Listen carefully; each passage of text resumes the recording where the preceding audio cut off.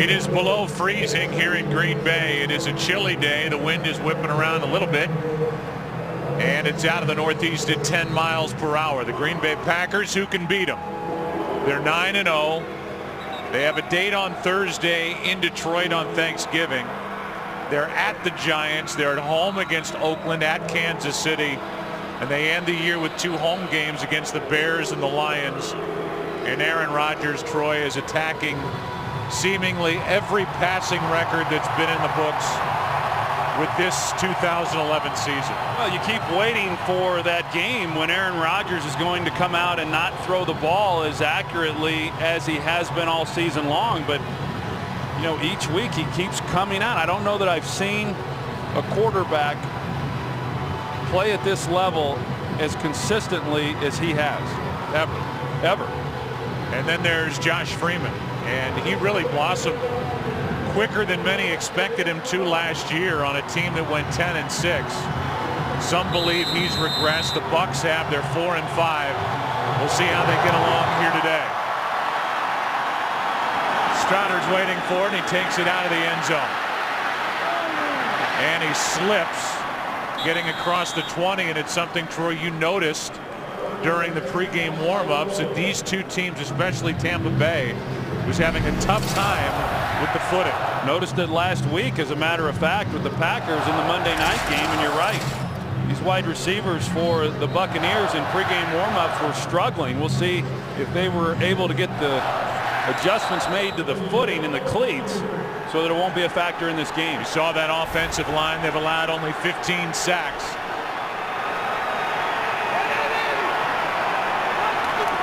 Freeman coming off a 3-interception game, and he hands to Blunt. And LeGarrette picks up 2.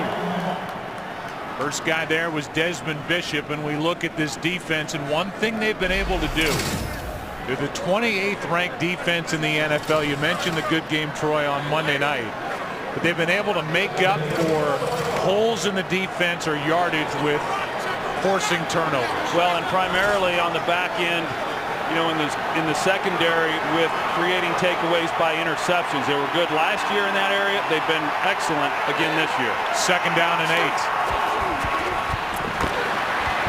Blunt again, and this time Blunt is stuffed at the line of scrimmage.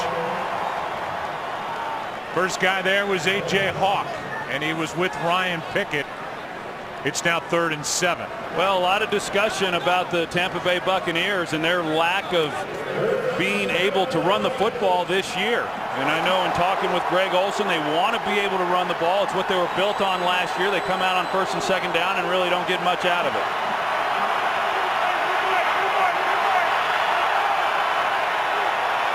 Dom Capers in this defense usually smells blood on 3rd and 7.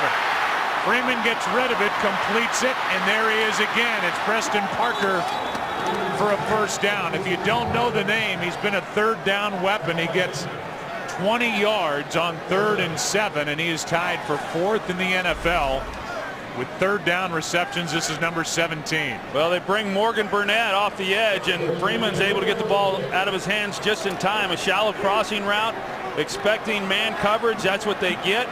Desmond Bishop is in coverage, but he had to navigate the middle of the field there because of the crossing route, and it got him open. Hey, Gilly.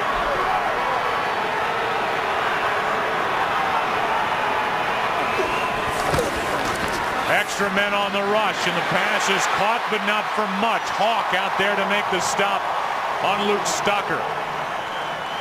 A gain of 1. You go back to that 3rd down conversion.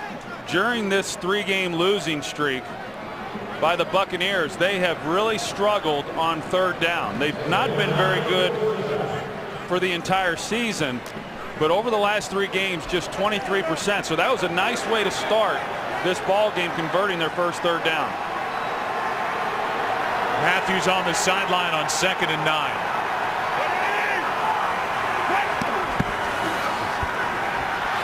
Freeman throws and completes. That's Aurelius Ben. He is wrestled to the ground by Tramon Williams, a gain of 5. And this is why Clay Matthews came out of the game. This is 2 plays ago.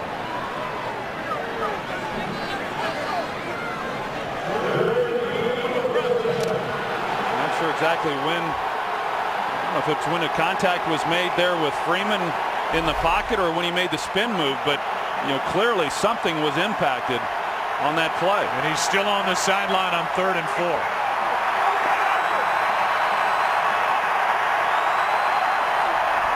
Here come the Packers. Freeman has his arm hit, and he was nearly intercepted by Woodson. And it's 4th down, a punt coming, and Josh Freeman got knocked right when he let it go. Well, they bring pressure in the middle with the linebackers. I thought overall the offensive line, they held up decent, but they're asked to hold those blocks and let it develop down the field. Charles Woodson typically, will make that play. As you said, Freeman gets hit, ball behind. Fortunate it wasn't an interception. Randall Cobb, as a rookie, has become a real weapon, returning kicks and punts.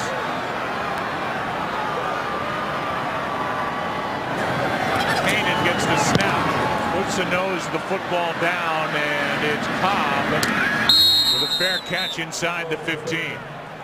So we'll keep an eye today on Clay Matthews, who was on the sideline for the last 2 plays of that series.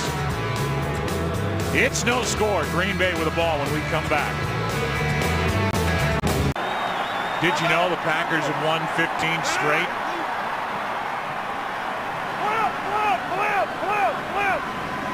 Already changing it at the line is Aaron Rodgers. Starting from the 12. And he changed it to a throw, and he throws it away. Donald Driver, the intended receiver, will look at this offense, and it's an offensive line that has allowed 23 sacks, 10th most around the NFL, and they protect, trying to help Aaron Rodgers get it to that list of backs and receivers, which is as deep and as versatile as any list around the NFL. Well, you talk about the offensive line. Aaron Rodgers has been hit a lot here in recent games. He's taken a lot of sacks. But so much for slowing him down.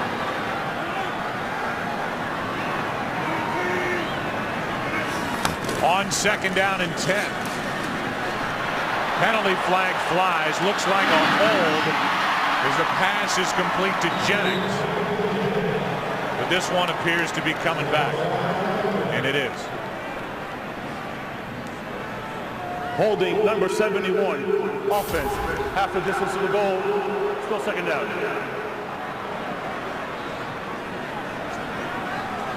That's Josh Sitton guilty of the hold, and it takes a 1st down catch away. And Josh Sitton right there at right guard. You see a little bit of a takedown right there in the middle. In the presence of Albert Hainsworth in his 2nd game with the Bucs after being picked up off waivers from New England. 2nd and 16.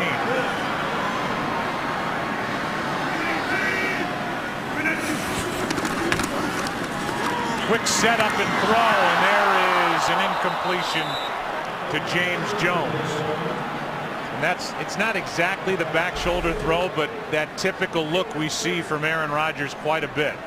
We see this throw a lot. It's a perfectly thrown ball, and as we know, James Jones has had some problems with drops here over the last couple of seasons. Hasn't been real active here the last couple of weeks. Only 1 reception in each of the last 2 ball games, but a ball that he should have caught on that play. Brings up 3rd and 16.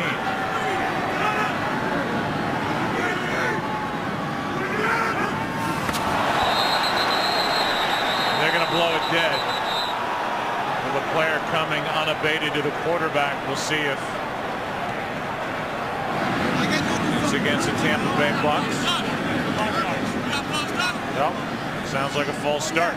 Neutral zone infraction. Unabated to the quarterback. Number 94. 5-yard penalty.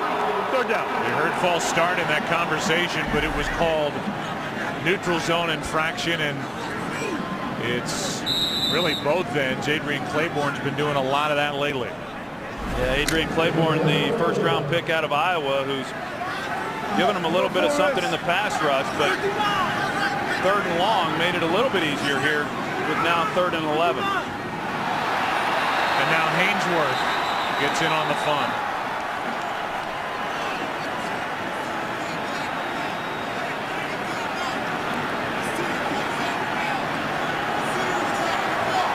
neutral zone infraction. Number 95, defense. 5-yard penalty. Still third down.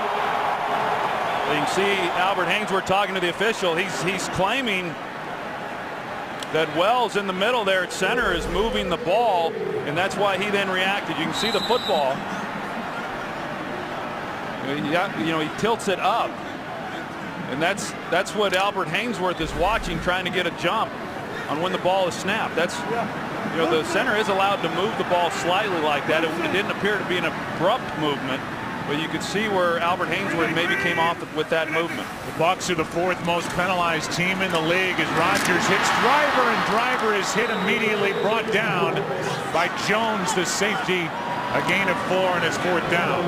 Well, that's a nice job by Tampa Bay, because last week they did not tackle well in that ball game at all. It was some of the worst tackling that I've seen in the last 20 years. And to be able to come up and make a play for Sean Jones on 3rd down and keep them from converting, that's a nice stop. Mastay will hit it, and he had pressure, had to pull it down, and he'll get a 1st down. Lost the ball out of bounds as Cutrera was in his face, and Mastay somehow lost it twice, but still got the 1st down. Comes right up the middle, untouched.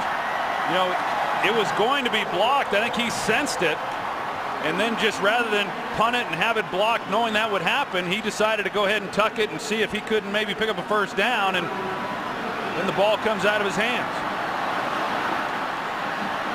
They will mark it at the 27. And so the irony of that is, with the good pressure that Tampa Bay gets with Cutrera coming up the middle, Green Bay ends up keeping the ball. That's unbelievable. I mean, a great defensive stop, as I said, and then they come out, they're able to make a block on the punt, and yet Green Bay still able to convert that on a broken play for a 1st down. Now the first handoff of the game is to Ryan Grant, who is the starter right now in name only, as James Starks has pretty much taken over the bulk of the work back there. And Grant over the left side gets 4. You know, you look at Green Bay offensively, and clearly they create a lot of big plays within their passing game. They run the ball more than I think most people would realize. But this is a game against the Tampa Bay Buccaneers that if they are going to run the ball a lot and run it well, this would be the game. The Bucs have given up over 170 yards rushing in each of the last 3 games. They fake the handoff. Rodgers rolling out, pulls up and fires too low for Jennings. Take a look at Tampa's defense. Tampa Bay is ranked 31st in the NFL. The Patriots are last. They have allowed the most yards per play around the NFL and the most yards after the catch, which may have something to do with that bad tackling. There's the secondary without Tenard Jackson out with a bad hamstring. You know, as I said last week, not only was the tackling bad, it just simply didn't look like they even wanted to tackle. Now 3rd and 6.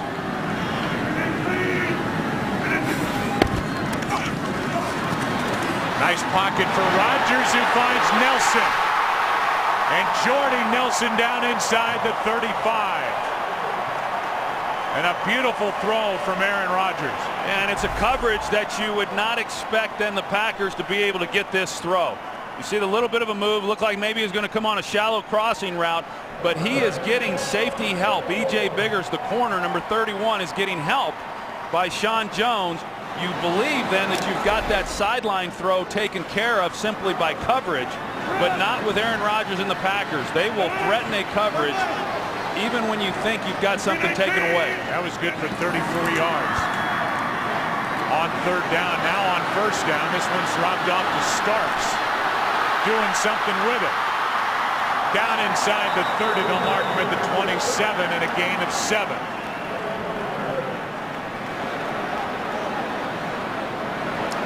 And now Hainsworth can't get off the field. I think he got hit by his own guy when he came back trying to make a play on Rodgers in the pocket. So while they look at Albert Haynesworth, we'll take a break. 2nd down and 3 for the Packers when we come back. Albert Haynesworth is now on the sideline. They were looking at his head, neck, shoulder region as he was hit by a teammate on that 7-yard catch and run by Starks. 2nd down and 3. Here Starks again. Lowers his head and picks up 1.5. And we go back to that play where 95 Haynesworth got hurt. Yeah, he comes back and he's trying to make a play, and Daquan Bowers and he collide, and that's where you see as he leads, and then right into the head area. This will be the 10th play of the drive, which includes that 4th down punting effort that turned into a 1st down run by Mastay. Looked like a 3 and out. Now here they are on 3rd and 1. Rodgers throws and finds Nelson. And a 1st down at the 19-yard line. Now, and you're just asking too much by these defensive backs. 3rd and 1, of course, you're going to get man coverage by these defensive backs. Man-to-man on Jordy Nelson. And because Aaron Rodgers gets outside the pocket, you see Rondé Barber's in good coverage, but you just can't stop that. He gets flushed to his left. Jordy Nelson works the sidelines, comes back to him. All they need is a yard. 1st down.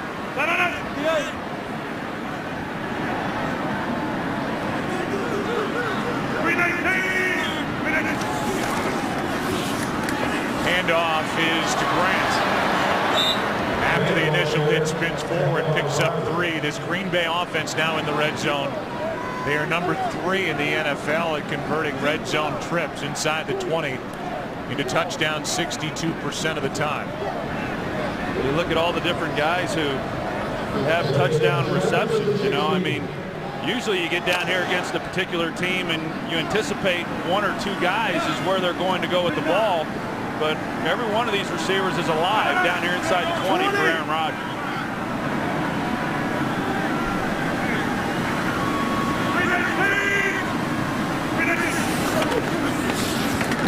Pass is caught. That's Jennings. Ball comes out.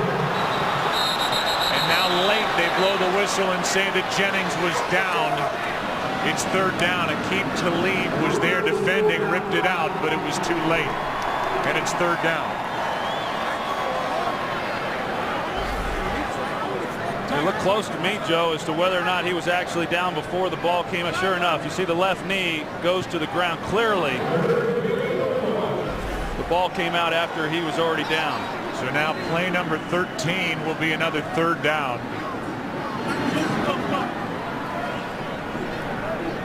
So far, the Packers 2 for 3 on 3rd down, and Rodgers is going to need a timeout. 4.5 to go, opening quarter. Green Bay knocking on the door here in Lambeau.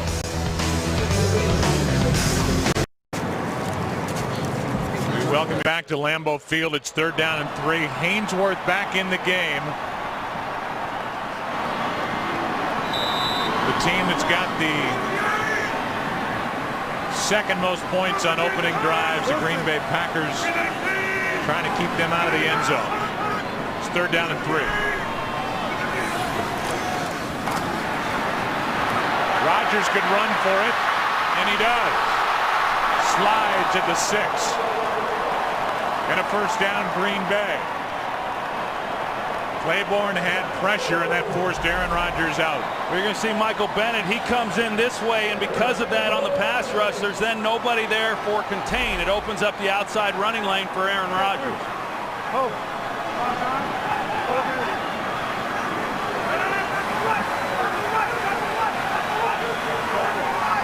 Double count. It sets it up. Let go. It's 1st and goal. Rodgers again. Gonna try and run. And he won't make it. And then got a big hit at the back end of it by Rondé Barber. Yeah, and I can guarantee you Mike McCarthy's standing over on the sidelines holding his breath, because that's the one thing that could bring this Packer team down. You know, there's some good coverage going on right now on the back end for Tampa Bay. Rondé Barber comes in and puts a big lick on Aaron Rodgers. You can't coach that out of a quarterback either. You know, I mean, he gets down there and he's near the goal line. He wants to score, but you sure don't like seeing your franchise quarterback take those kinds of hits. B.J. Raji in the lineup on 2nd and goal. They give it to Raji. And no sign yet. They want to see where Raji is at the bottom of that pile. Touchdown. Give us the dance. Let's see the hula.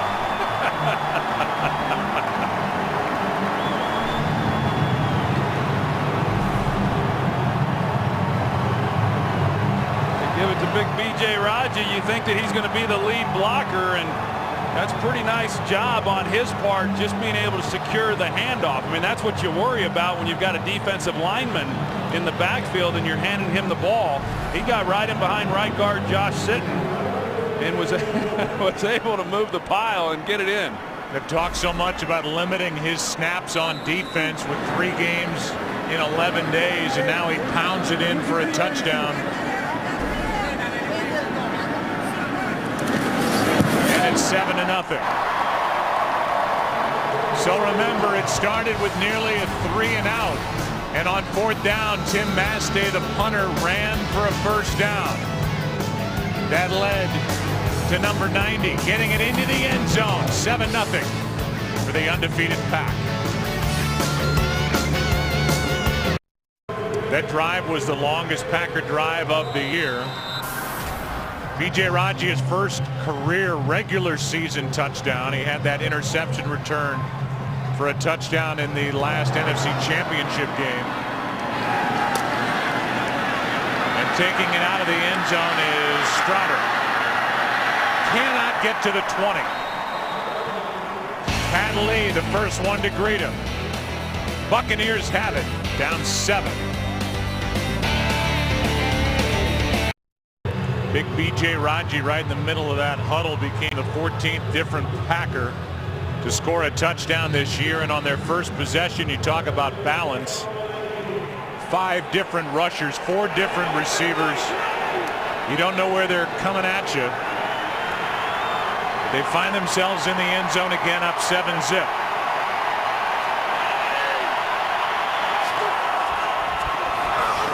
Blunt sits down at the 16. Ryan Pickett, the first guy there, and a loss of 3. Yeah, Ryan Pickett was the first one there, but the entire defensive line for the Packers just manhandled the Bucs up front. I think overall this offensive line for the Bucs has not been all that poor. Certainly not as bad as you would think when you look at the problems that they've had production-wise on that side of the ball. It was a 10-win team last year. 10-6. They've lost 3 straight. Handoff is to Blunt. He picks up 2. Desmond Bishop on the stop, and it's 3rd and long, and this is what Dom Capers and this defense loves. Now a player is down, and that's Trueblood, the starting right tackle.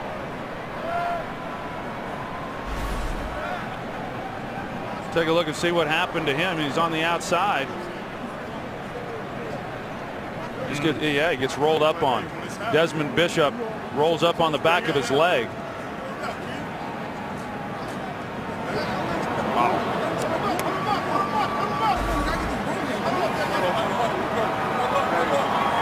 Jeremy's able to get up and limp off.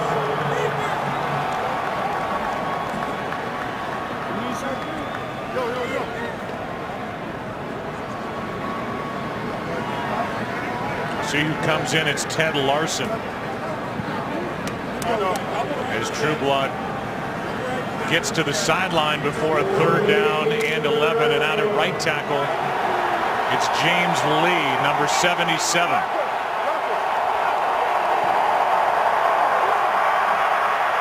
You can bet Clay Matthews is going to be challenging him here on this 3rd down play.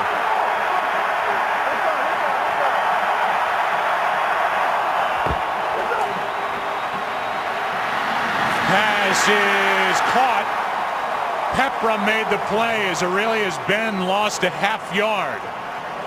And it's 3 and out in a blink for the Tampa Bay offense. Well, Matthews, he does come on the rush. They leave the back end to pick him up, does a nice job. And a little bit of pressure there on the backside of Freeman. But the Packers played zone coverage there. It looked like the Bucs were anticipating man. And Freeman really didn't take much time looking down the field. Even, no way they're going to complete the first down on that play. Good punt by Kanan. And back inside the 35, it's Cobb. There's a flag down back where it was snapped. 51-yard punt, 11 yards on the return. We'll get the call from Alberto Riverone. That flag was thrown back at the Tampa Bay 21.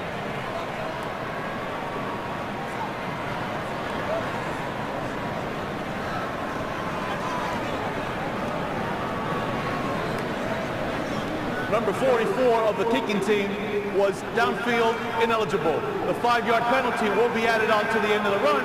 First down. So that will move the ball to the Tampa Bay side of midfield, where the Packers have it up 7.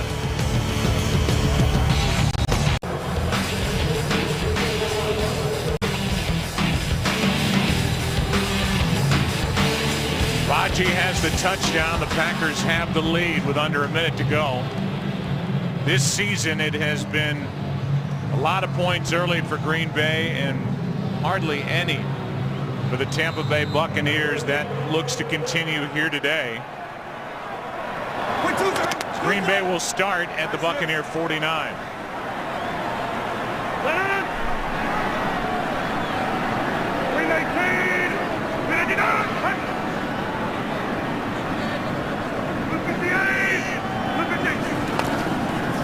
It's Starks. And Starks loses 1. First guy there was Daquan Bowers. I think Aaron Rodgers is really doing a nice job with the snap count, and we've seen the Bucs drawn off sides a couple of times. But you think about it, when you come in and play against the Packers, how are you going to get Aaron Rodgers out of his rhythm? You've got to be able to obviously disrupt him by getting pressure, get hits on him. That's something that Minnesota did last week in that Monday night game. And what does he do? He still completes 80% of his passes, 250 yards and 4 touchdowns. So even with pressure, he's finding ways to beat teams. And we've seen it already in this game with his ability to escape and pick up first downs with his feet. Now 2nd and 11. Starks over the right side, nowhere to go. Doing all he can, picks up 2. That'll do it for quarter number 1. 7-0 Green Bay. And we are back after this from your local Fox station. It is 3rd down and 9 as we start the second quarter. Green Bay with the ball at the 48. Tampa Bay trying to convert. Up 7.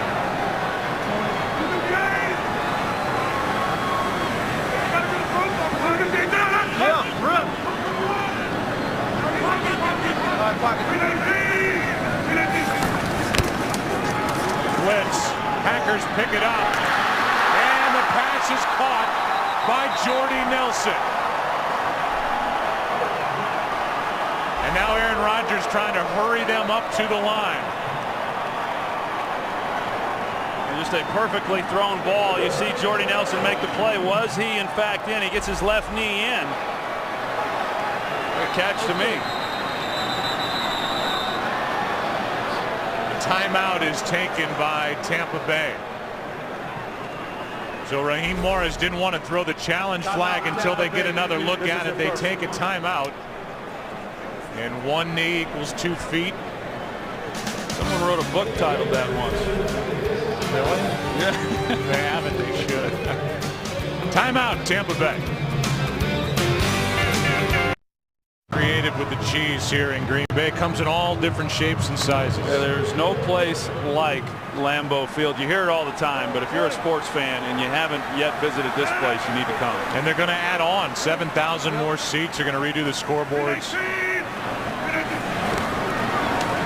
It's a year-round facility up here. Here's a screen for Starks. looking for a block, and now he's to the 5. 17 yards on a screen to James Starks.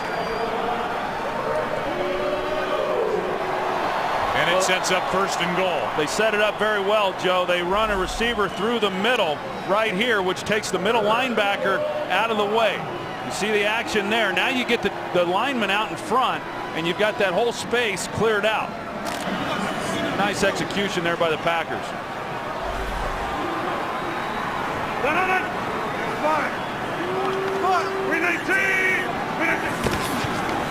On 1st and goal, Rodgers keeps it wide open. Touchdown, Crabtree.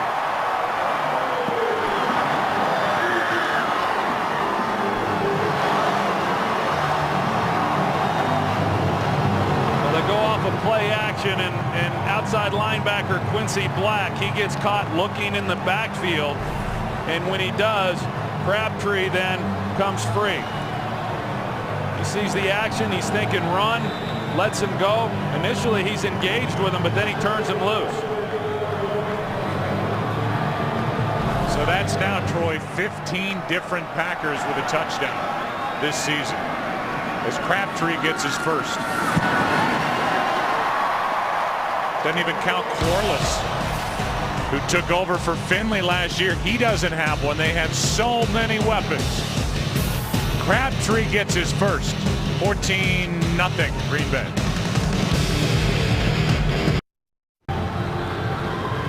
Aaron Rodgers now 27 straight games with a touchdown pass at home.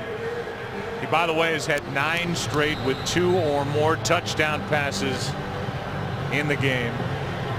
The stats just keep piling up. There aren't many incompletions. They do have 14 drops on the year, Green Bay.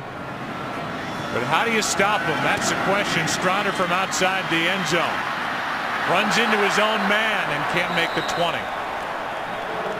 And so now we will bring you inside the booth, and Troy, I will see if you can succinctly go through the scenarios that almost made you a Green Bay Packer when you came out of UCLA. Well, it came down to the last game of the season in 1988, and the Packers had to win the last game of the season. Cowboys had to lose, and I was at the Packer game there at Arizona.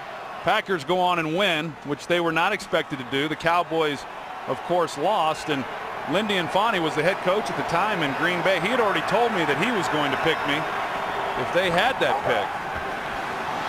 Freeman for Ben, and a nice catch by Aurelius Ben as he gets out across the 45. And I wasn't real sure whether or not the Cowboys were going to take me, but I knew there was at least a chance that I wouldn't be coming to Green Bay. Not that I had anything against Green Bay, of course. The problem was I knew back then that I really struggled throwing a wet football. Obviously, you have a better chance of having inclement weather here in Green Bay than you do in Dallas, Texas. So I think it worked out well for all parties involved. Of course, Brett Favre came here just a few years later. Now 1st down for Tampa Bay. They needed that completion to Ben, and now they get a good run from Blunt. He won't go down. LeGarrette Blunt, what a run! One of the best of the year, LeGarrette Blunt, all the way, and he broke tackles at every step.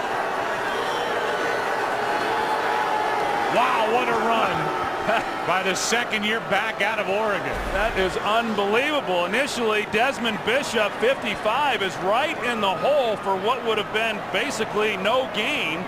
And then there's 5 or 6 guys that have a chance to make a play on him. And that's just pure effort right there by LeGarrette Blunt. A big back, 6 foot, 250 pounds worth. That resembled Marshawn Lynch last year in that playoff game against the New Orleans Saints. Man, 54 yards, and that was with trouble just about at every step. A brilliant run, and the lead has been cut in half. That's a career long, and that's a career best.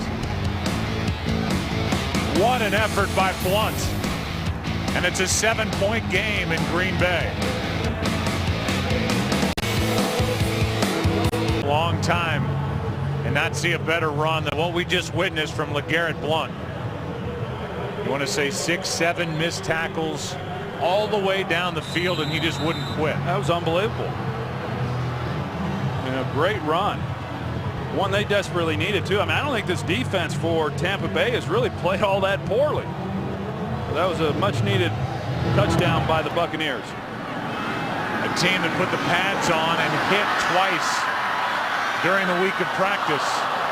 Cobb slips at the 17. Let's go back to that touchdown. Just straight handoff. You can see they try to get the wham block, but again, Desmond Bishop there. Of course, Morgan Burnett, he's up there to make a play. He can't wrap up. He's got a cast on his hand, but the others, they're not wearing casts, and none of them can make the tackle either. There's the big hit. Gavin Joseph comes in and cleans it up. He takes Tramon Williams as a potential tackler and just gets rid of him.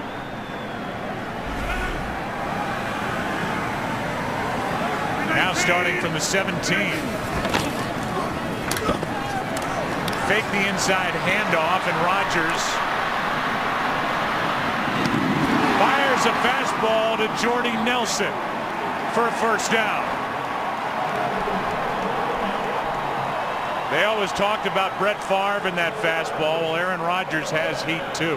Well, he does. I mean, he's got one of the strongest arms in all of football, but you know, it kind of goes back to my point that overall this Buccaneers defense has really not been that bad. They've played pretty well. They get pressure on Rodgers. There's good coverage down the field. Just can't hold up for that long. Rodgers goes down. Sacked by the rookie Claiborne. A loss of 4, and we go down to Pam Oliver. Yeah, Joe, now if the defense can follow suit to what the Bucs offense has did, the linebackers in particular got an earful from Raheem Morris. Morris wants those guys in particular to handle their business, just cover their man and stop messing up assignments he demanded. Back to you. Pam, and that could be a direct reference to Quincy Black on a Crabtree touchdown.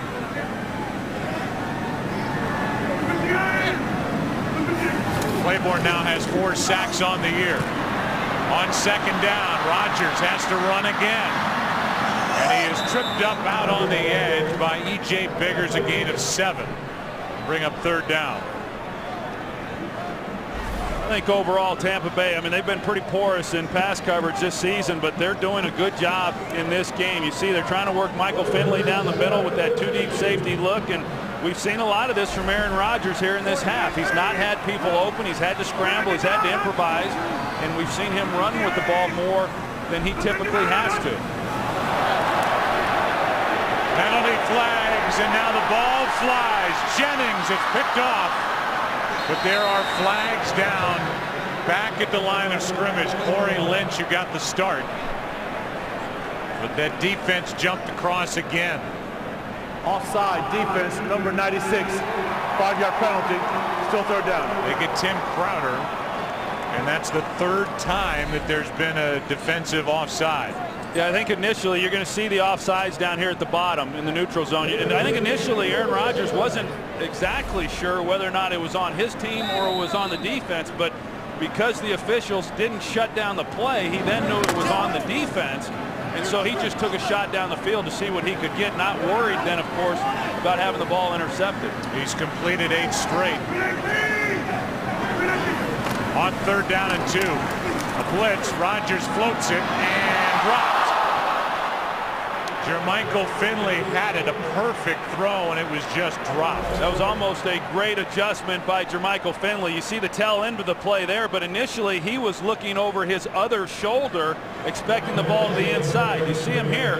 Now he's got to turn around, take his eyes off the quarterback and the ball, and then locate it. Tough play to make, but one that he obviously should have made there. Mastay punts it. Parker will let it go over his head and into the end zone. So even with that great completion percentage of 73% for Aaron Rodgers coming in, it's a drop, and the Buccaneers have it down by 7. There's Jermichael Finley, who almost got his head back around and made a catch on third down. Here are the offensive leaders for Tampa Bay. LeGarrette Blount with that 54-yard touchdown.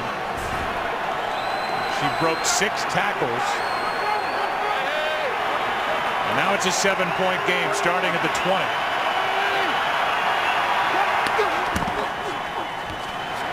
Freeman looking for a quick throw. It wasn't there, and Walden makes the play. Sack number 3 on the year for Eric Walden. Well, you're going to see that was a designed run, but Josh Freeman, he wants to come up and throw it quickly to the outside. The problem is the receiver, I wasn't sure exactly who that was outside there, but he was not anticipating the quick throw. He instead is blocking for the running play, and Freeman had nothing to do with it, so Walden brings him down with the sack.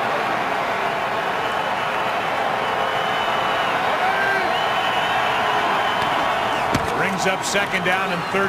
Here's Blunt again. And LeGarrette gets it out to the 22. Third down coming up. Let's go for a game break. Here's Kurt. Well, a bad season for the Minnesota Vikings could be getting worse. Watch the left ankle of Adrian Peterson on this run against Oakland. He goes down. It gets rolled over on. They caught him off. Right now, all they're saying is a left ankle injury, and that's it. They're down 10-7, by the way. Joe, Troy, Pam? All right, Kurt, thank you. Third down and 8.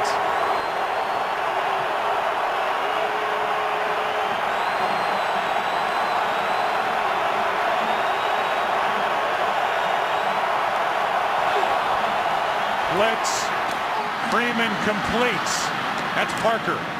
And what a third down weapon he's become. A 12-yard gain. The second-year pro out of North Alabama. At Green Bay, they bring corner blitz to Josh Freeman's front side. It's a long way to travel. Holding, number 28, offense. Personal foul, roughing the passer, number 38, defense. Those fouls will offset. Replay third down. Flags were back in the area where Freeman let it go. Well, there's Bishop, but the corner blitz is Tramon Williams, and he's the one who gets called on the late hit then to Josh Freeman.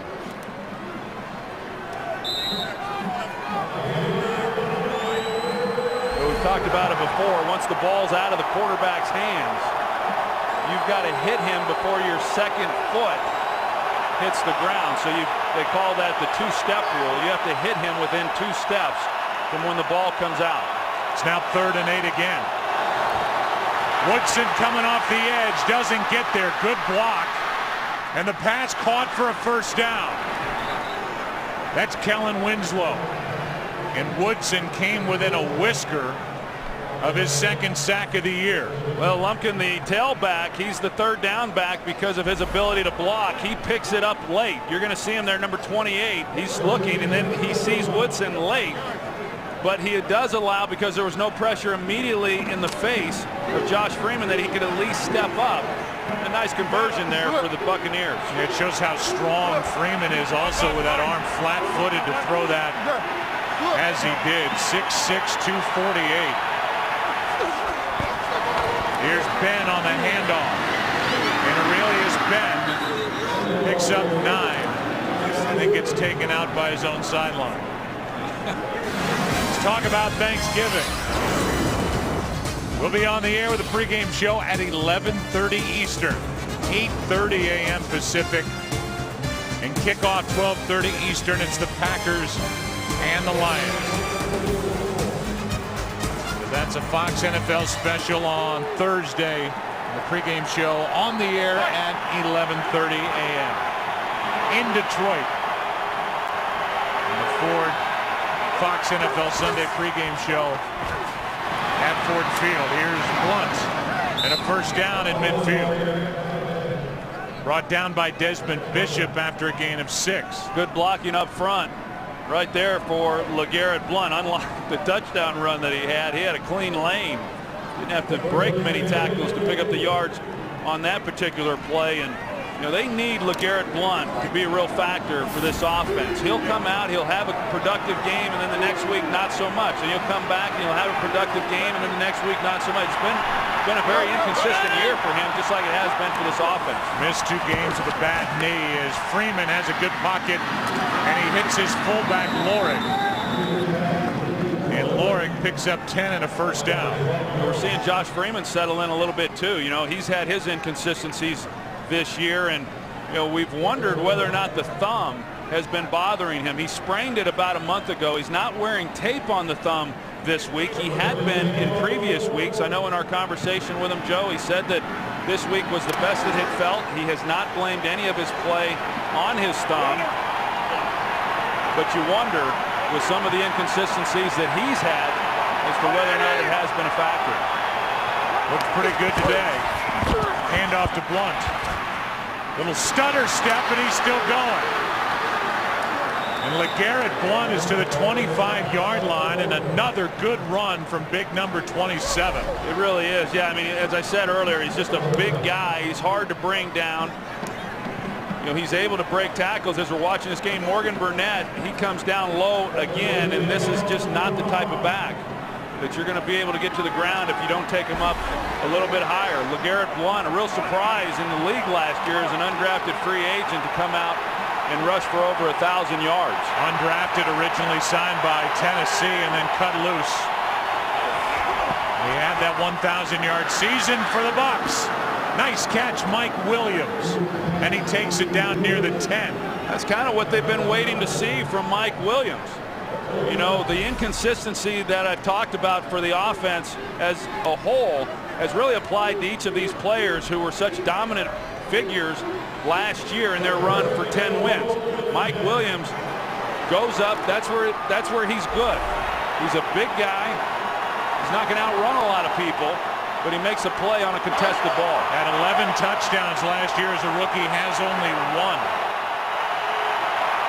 this year. 5 first downs on this drive. Here's Blunt, and this time nowhere to go. Desmond Bishop, a loss of 3. Yeah, this time Desmond Bishop in the hole. He makes the tackle. Unlike the touchdown run where he had him in the hole and failed to make the play. You see him, he comes untouched right in the backfield, and LeGarrette Blunt just had no chance. The red zone has been a problem for this Tampa Bay offense. They are dead last in the NFL in turning these trips into touchdowns. 10th play of the drive. Freeman, incomplete. Williams, the intended target. And Freeman goes right to him and starts talking to him. Well, yeah, Mike Williams, you're going to see, he knows there's going to be contact. It's going to be contested, and he says, I don't think so. You know, I mean, because Josh Freeman was expecting him to stay on the run, and that's where he's talking to him. I mean, that could have been dangerous right there. They easily could have been intercepted. You can't do that to a quarterback. If you're expecting on the route for a receiver to continue on the move, you have to. Now 3rd down and goal.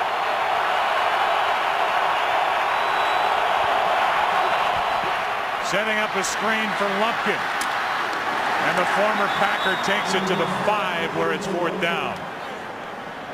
Nice idea. They fake the wide receiver screen to one side and come back to Lumpkin on the tailback screen the other side. But that loss there on 1st down to LeGarrette Blunt just keeps them from being able to capitalize, but a good drive nevertheless. Yeah, 5 first downs on the drive, and it will end with this chip shot try by Connor Barth, who's missed only 2 all year. 23-yard attempt to make it a 4-point game. So it's 14-10. The Tampa Bay Buccaneers are hanging tough. And now we look at this year for Aaron Rodgers as he's about to head back onto the field. And all of these single season records that are within his grasp, some might be a reach. We'll see how it. Not many, though. Not many. He's got these records: passing yardage, the Marino record; touchdown passes, the Brady record; completion percentage, that's a Breeze record; and quarterback rating, that's a Peyton Manning record.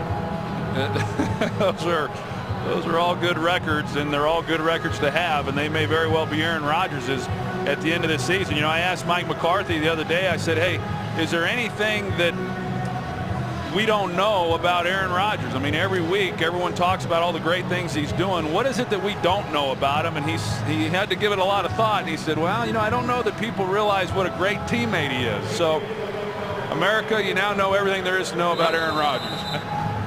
And that teammate comment may have some something to do with the remnants of Brett Favre here at the end of his time with the Green Bay Packers. Well, he is a great teammate too. I mean, he really spends a lot of time. Here is a onside kick try, and we'll see who ends up on top. Tampa Bay says they have it. The ball never went 10 yards. There are no flags thrown. The ball's got to get now. There is a flag down. I just do not see it. We have a flag on the Fox box. Ball's got to get to the 45-yard line. Let's see who touched it first. Here is. Yeah, I thought Tampa Bay got to it first, but it looks like Barth gets his right arm around it. It's actually Kanan. And let's see. If he touches it first, it's an illegal touch, because the ball didn't travel 10 yards, and they're still trying to sort it out. By Green Bay prior to being touched by Tampa. Tampa Bay recovers the ball, first down. Well, now that's going to set off another discussion, because looking at it on the replay, it looked like Kanan got his arm on it first. Let's see. DJ Smith is the one that is there for Green Bay, but it certainly looks like Kanan got his right hand on the end of the football first, which would be an illegal touch. Yeah, as it happened prior to the ball traveling 10 yards. The ball was touched by Green Bay first. Yeah, I would agree with that, Joe. It looked like Kanan, it looked like he scooped it. You know, got his hand in there, you know, before DJ Smith got to it. They just showed it on the board here at Lambeau. That's why you hear the reaction from the crowd. But it looked like Kanan got his hand on it right there, and he did. And again, that's an illegal touch. It didn't travel 10 yards. Had that ball been touched by Smith first, then Tampa Bay gets on top of it on the recovery, and it would be Tampa Bay's ball. But an interesting call there by Raheem Morris. You know, after you're able to get the ball down, get a field goal, you know, cut this lead, and then to come back with an onside kick, you know, certainly the element of surprise is there. And I think that's what you do as a coach when you feel like you're overmatched a little bit by your opponent. I mean, that's the Aaron Rodgers factor, isn't it? And I'm with you along the lines. I mean, it looks like Tampa Bay's gaining momentum. That momentum could go right out the window right here, but you're always trying to find ways to keep Aaron Rodgers off the field. Yeah, I think that's one of those deals where you say, hey, we want to be aggressive. We want to be able, you let your team know you're going to do that, a little bit like what Sean Payton did in the Super Bowl against the Indianapolis Colts. Hey, when we score or when we do this, be prepared. We're going to have an onside kick in this ball game. I'm sure that these special teams players knew that that was going to be the case coming into this game. Then you just have to execute it, because you give the ball to Aaron Rodgers with a short field after you've cut the lead to 4. I mean, that sure puts your defense in a real bind. Each team has their offense on the field right now, believing it's their ball. And you can see Raheem Morris going down the sideline saying it's our ball. We just haven't seen any look at a replay that shows that Kanan didn't touch it first. And if Kanan touches it first, then it will belong to the Green Bay Packers. I like the call, though. I would say that. I like what Raheem Morris did. Jimmy Johnson used to do those types of things in Dallas. They work a lot of the times, but when they don't work, then you've just got to have a lot of confidence that your defense is going to be able to step up and make a play. Right now, if Green Bay gets the ball, which we think they will, if this defense is able to hold them to a field goal and keep this just a 7-point game, that'd be a great job by the defensive unit, and I think then it would have been worth the risk. Here it is again. Just don't see. I don't know that DJ Smith touched it much at all, as Michael Kanan got his right arm around the football. And DJ Smith, I mean, I'm sure he's being talked to over on the sidelines. He didn't have to do anything. I mean, he didn't even have to go after the ball, because it was not going to travel 10 yards. That'll be talked about with special teams coordinator Sean Slocum today and probably during the week. But you can see both offensive groups are out on the field as Aaron Rodgers has the rare chance to talk to LeGarrette Blount. Say, how many times does he get a chance to talk to LeGarrette? Took advantage of it. Hey, nice run. Hey. Nice run. Ran right through our defense, 54 yards. Way to go. Alberto Riverone is under the hood. It's a challenge by Mike McCarthy. We think worth it. He is 2 for 5 this year in challenges and just under 50%, 44% in his 6 years now with Green Bay.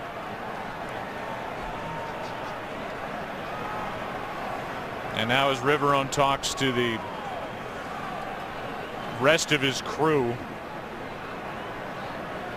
we'll wait for the call as this has come to a screeching halt with under 4 to go in the half. Well, now Raheem, he gets to talk to Aaron Rodgers. He gets to talk to Aaron Rodgers. Gets a massage from Greg Jennings. A lot of people want to talk to Aaron Rodgers these days. What's your secret, Aaron?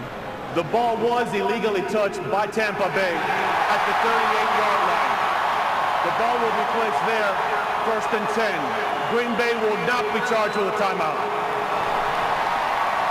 So the challenge well worth it. And the right call was made in the end as Green Bay up by 4 will take over at the Tampa Bay 38. But you're on record as saying you like that call by Raheem Morris. Yeah, I like the call. I mean, it's I think it was worth the risk. I mean, if you're going to run those things, you got to do them when they're least expected. And certainly when you cut the lead to 4, the Packers, not that they're not well coached and prepared for those things, but that's when they would least expect it. Now it's just a matter of whether or not the defense can hold up. And I think that as the head coach and the defensive coordinator, Raheem Morris, you've got to have confidence that they can hold up when you're going to make that type of call. Now as the Packers are coming to the line, we're going to have another discussion. I'll go back to what I said a little bit earlier too, Joe. I think overall this defense, I think they've played pretty well. I mean, I really do. That they've gotten pressure on Aaron Rodgers. They've covered receivers well. We've seen some really nice catches by these receivers for the Packers, which is not atypical. And then we've seen Aaron Rodgers be able to create some things with his legs and pick up first downs running the football. But overall, I think this defense has come out and played better than I've seen from them in recent weeks. Whatever that discussion is, we won't know. They're just going to now start the play clock, and off we go. From the 38, up by 4.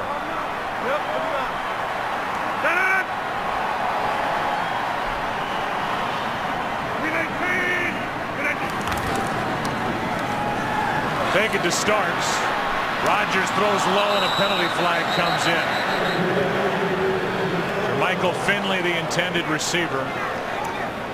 Pass interference, number 88, offense, 10-yard penalty, still first down. And it's on Finley. Yeah, at the top of the route, Finley, there's contact made. This defender, he has the right to the to the space as well. It's on Barber. Barber's in coverage, and at the top of it, because Barber had position, Finley collides with him. I think that was a good call.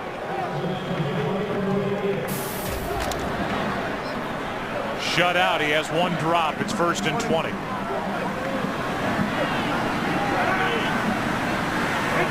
Yeah, 59.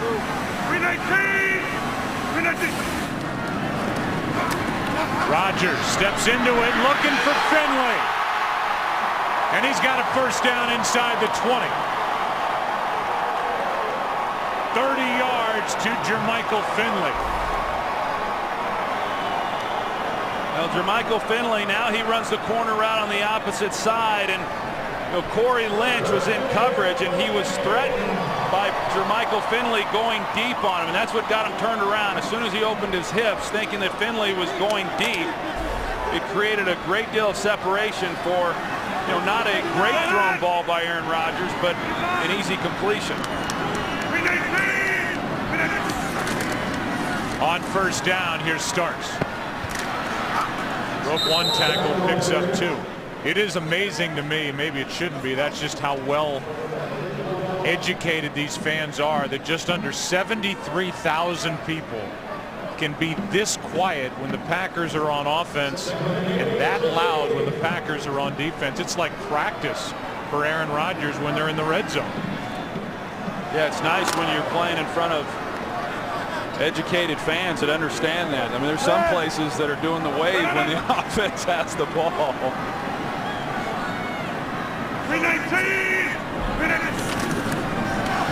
2nd down and 8. Rodgers completes. That's Cobb, the rookie. Another weapon for Aaron Rodgers. And with 2:15 in the half, it's 1st and goal from the 5. And how about Randall Cobb? I mean, as if this team doesn't have enough offensive weapons already that you have to contend with. The Packers go out and they draft Randall Cobb in the 2nd round. I mean, he's still learning. Of course, he's a return man, and he's been awfully dangerous in that area. Now you throw him out there on offense. Aaron Rodgers said, hey, he's like Greg Jennings. From the first day, you knew this kid was going to be special. And he's already proven that. The play clock at 1. Rodgers spends a timeout.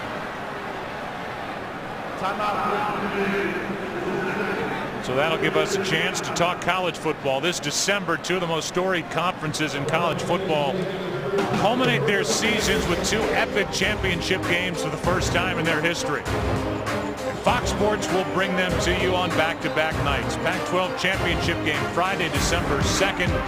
Big Ten championship game Saturday, December 3rd. Both games are only on Fox. Yeah, I guess with UCLA beating Colorado last night, if they beat SC, they're in the Pac-12 championship game. How about that? Go Bruins. It's a shameless plug there. Yeah, but you're there, win or tie, every week. You know it. Aaron Rodgers from the Pac-12. Cal. Here's Nelson, touchdown. Man, they make it look easy.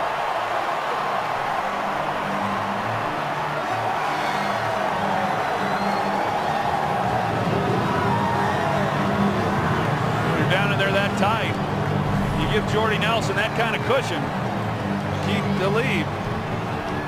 Pretty easy goings there. I mean, Greg Jennings, he's going to pick up E.J. Biggers. They're going to the outside to Nelson pretty much the entire way. Made for an easy touchdown. And the guy who got a contract extension in September, Jordy Nelson, does the Lambeau leap. And it's 21-10. So that's the result of the onside kick attempt and the illegal touch. Aaron Rodgers took care of the rest. Pack 3 for 3 in the red zone, up by 11. 2-minute warning. After the illegal touch on the onside kick try, 4 plays later, 38 yards. Aaron Rodgers now has 10 straight with 2 or more touchdown passes. That is him adding to a franchise record.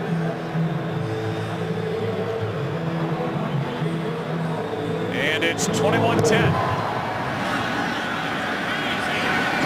timeouts left for the Tampa Bay Buccaneers. Strotter from the end zone. Can't make it to the 25, brought down at the 24. You're the analyst, but I'm going to analyze the Lambeau leap. Okay. First it was Tom Crabtree. Roy Butler was the first one to do it years ago. Then moments ago it was Jordy Nelson, who loves to get up and enjoy time with the crowd. And here's LeGarrette Blount, who did a Lambeau leap psych. Yeah, they would have thrown him back anyway. In fact, they threw the ball back. You know, how many tries do you think it would take you to get up there? I couldn't do it. Collinsworth, you and me were down there one time trying to get up there. Collinsworth couldn't do it, and he's like 9 feet tall. Yeah, but he's not the athlete you are. No, that's true. You're right about that. Freeman completes it out across the 30. They're going to say he was down. Mike Williams, a completion of 7 yards. Well, now you go back and you revisit Raheem's decision to kick the onside kick. I'll stick with it. I don't disagree with the call there, but because the Packers then go down the field and get a touchdown, doesn't look so good. But this is an important drive then because of all of that for this Tampa Bay offense. If they're able to go down the field and come away with any type of points on this drive, that'd be really huge going into halftime. Williams clearly down, no fumble. Wide open is Winslow, and he's to the 40. 2 timeouts on the scoreboard for the Buccaneers. That was good for 9 yards. A minute to go in the half.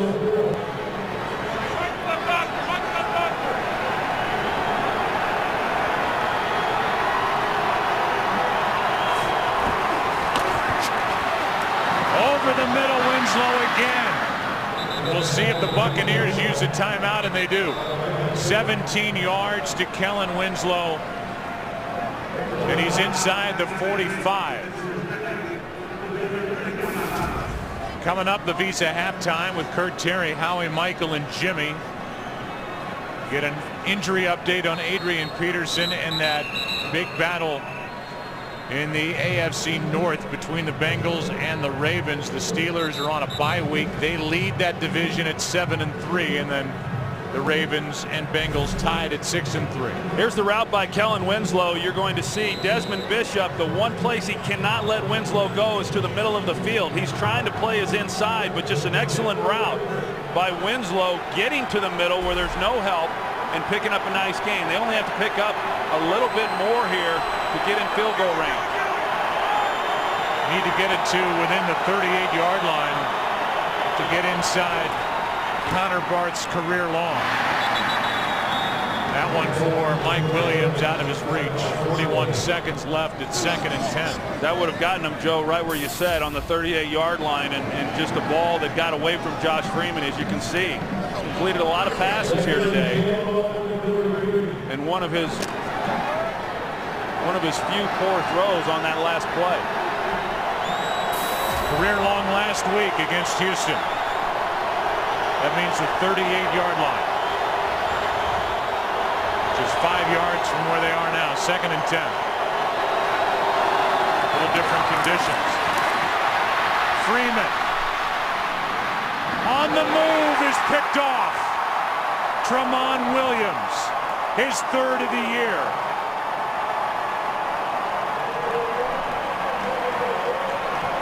And that's now at least 1 interception in 9 straight for this Green Bay defense. Really good coverage across the field. They're in man coverage. You see Tramon Williams, and a ball that Mike Williams wasn't running at full speed.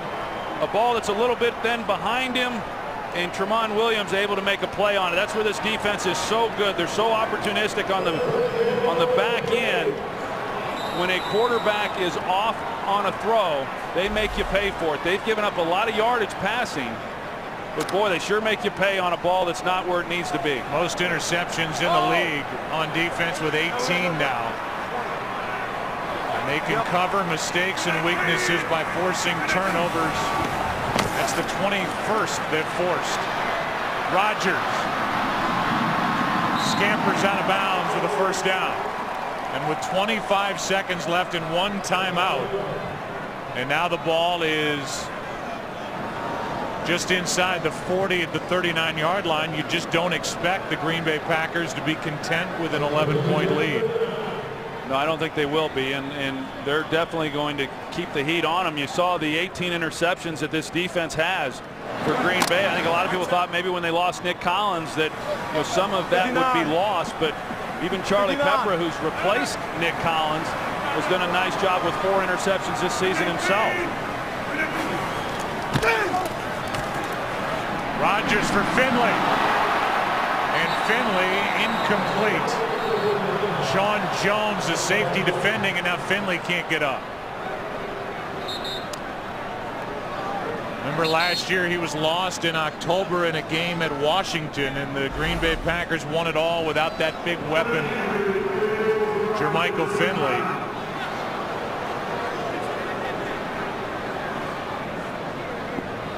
Looks like he is still not up. Yeah, he laid out with the one arm to try to bring that one in, and it looked like the way that he was grabbing that he landed on that shoulder, and that's what he injured. They give him a look with 20 seconds left, and he's able to pop up.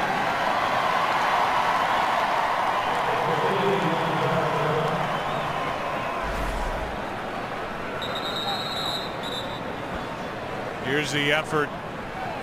The coverage by Sean Jones. And Green Bay, because of the injury, has a timeout taken away. They have none remaining.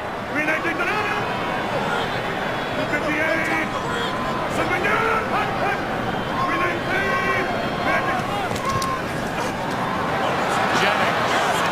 Nice play on the edge by Talib. That'll do it. No timeouts left for the Green Bay Packers, so this is an 11-point game at the half, with the 9-0 Green Bay Packers, the 4-5 Tampa Bay Buccaneers. The last two plays of that half, they got Finley goes down, and then Greg Jennings gets up slow. It's a 21-10 game here at Lambeau. These are halftime coming up after a word from your local Fox station.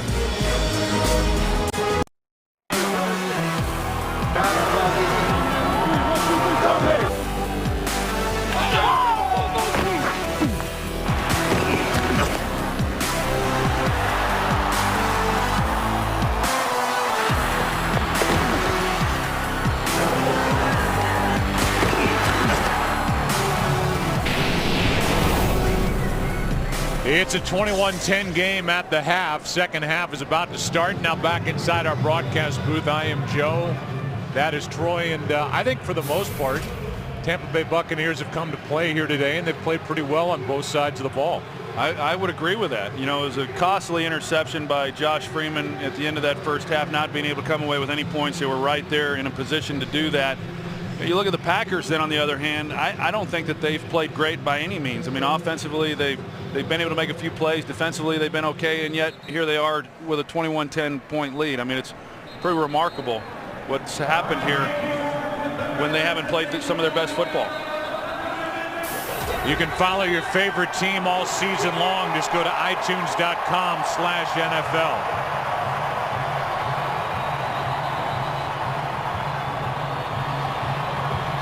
And as we start this second half, Green Bay Packers will start with the football.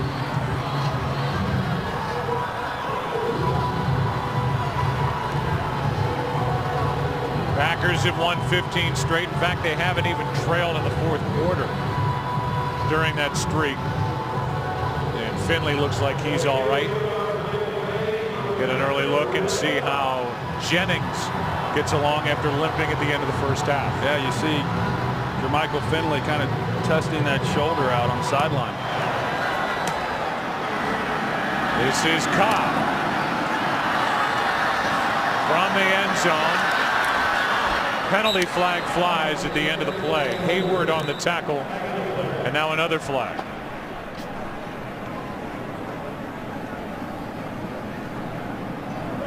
Mentioned Cobb has become a weapon. Very exciting rookie. During the return, illegal block in the back, number 82 by the receiving team. Half the distance to the goal. First step. He's put the ball on the ground a few times, but Mike McCarthy said, you know what, we've been waiting around a long time for a weapon like that. And we're going to work with him, but I'm going to keep him back there. Yeah, in fact, when we talked to him, it was pretty windy on Friday, and he said, as we speak, Randall Cobb's out there fielding punts. He's practicing, but he's going to keep doing it. On the 6, up by 11.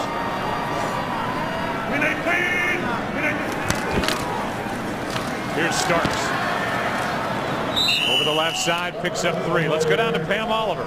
Well, Raheem Morris explained that onside kick. He said, first of all, we're playing the champs. We are looking for momentum, and we're trying to steal some possessions. As for Mike McCarthy, he said defensively, we're tackling poorly. Offensively, he wants to go establish the run, and on special teams, he said no big plays. Back to you. All right. So the report from down on the field and the explanation for the onside kick, and after a run of 3 yards with Finley in the lineup. Jennings as well at 2nd and 7. Rodgers keeps it. Ducks the rush and now finds Jennings, and it was tipped by Aqib Talib. That was there, and Talib got a hand on it to avoid a big play. Boy, he sure did. And Aqib Talib, he's able to just get it at the last minute because Jennings clearly had a couple steps on him, and even Jermichael Finley, the opposite side. The Bucs were concerned about the run on that play. They dropped in the extra defender. They were man-to-man on the outside, a two-man route. Rodgers had his pick of either guy. It's fortunate the Bucs were there. That wasn't a big play. 3rd down and 7.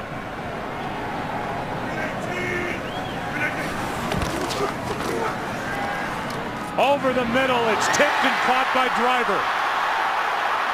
Biggers on the coverage, and Driver out across the 40. A catch and run of 34 yards. Another example of kind of the way things have gone here for the Bucs defensively. Good coverage there by E.J. Biggers. Ball gets tipped up. Donald Driver maintains concentration. He's able to haul it in and get a nice gain out of the play. I mean, I keep going back to it. I've seen some good coverage by these defensive backs, and whether it's just a receiver making a really nice catch, or as we saw there, getting the benefit of a good tip. Here's Starks, brought down from behind. Chasing him down was Quincy Black. These Packers are hard enough to stop when they're executing great. Man, they make it look awfully easy in a lot of different ways. 2nd down and 9. They are so well coached. They have so much depth. Not only the job that Ted Thompson does, but the way he works in concert with his head coach, Mike McCarthy. 2nd down and 9. Pressure off the edge, and the pass incomplete for James Jones. We talked to Mike McCarthy about Bulaga is slow to get up. He's had a big year. Walks it off. Why they're so good with getting street free agents to be such impactful players on this roster. A couple of other guys, John Dorsey, director of college scouting, and Reggie McKenzie, the director of football operations, building this roster.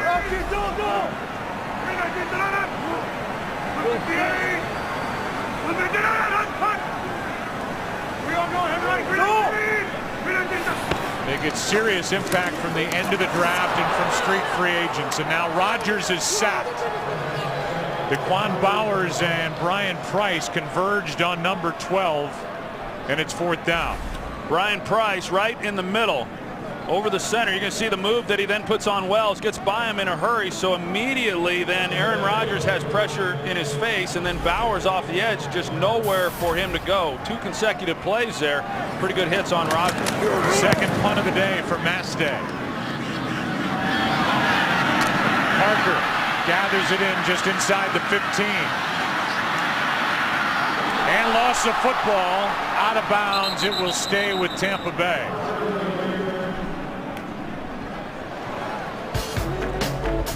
Take a break and come back. The Buccaneers will have it. They get a break here. As this ball headed out of bounds, Tampa Bay ball down 11.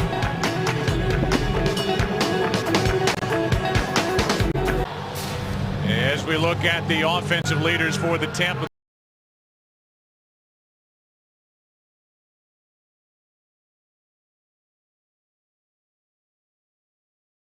Bay to start this second half. Now we'll see what they can do with it offensively.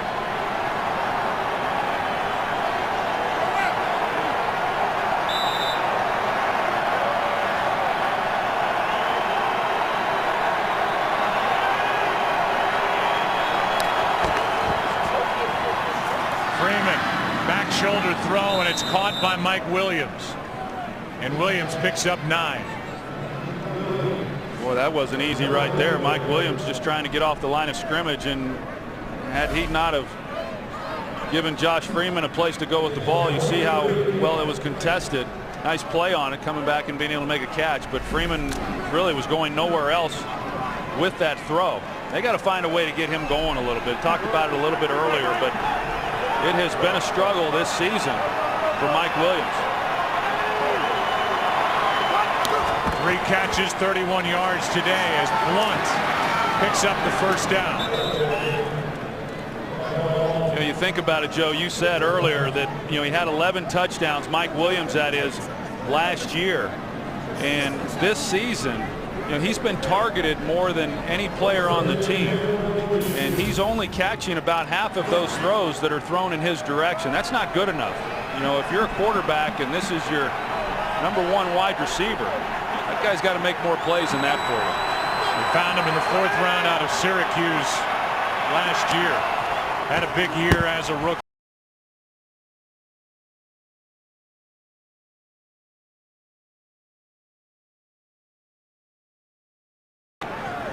We've seen Green Bay now a couple different times bring the corner blitz, and Tramon Williams being that guy. I think that was designed there on first down, really more of a run blitz. A lot of times you think that when teams bring defensive backs, it's primarily thinking that it's going to be a pass. I think Dom Capers was anticipating the run, and then he had the edge support by the corner blitz with Tramon Williams. See the total yards about even. 2nd and 11, a blitz. Freeman, some room to run. Now slides with Walden in his face. A gain of 5. Not sure how Josh Freeman even found a crease to pick up any yards. I mean, obviously this guy's a big physical quarterback at 6'6". He moves awfully well. I know we had him his rookie season, Joe, in that preseason game, and haven't had a lot of Tampa Bay games, but you know, I liked him then. Certainly he did a heck of a job last year. Hasn't been quite as easy this year, but I still believe this guy's got a lot of great years ahead of him.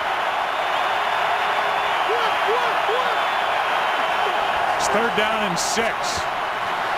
Underneath, it's Winslow, and Kellen Winslow has a first down.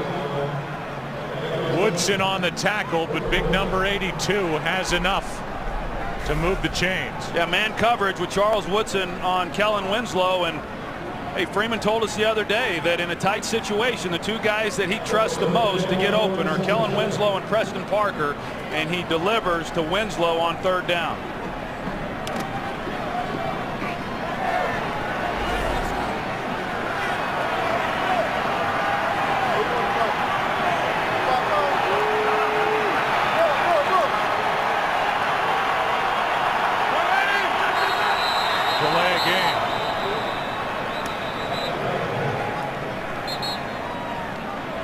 Prior to the flag, Tampa Bay calls timeout. This is their first.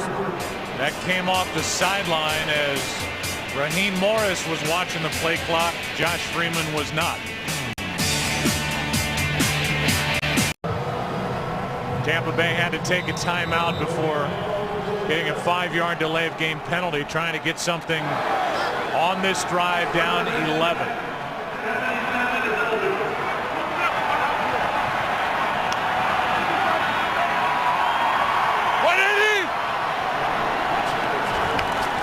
Toss to Blunt.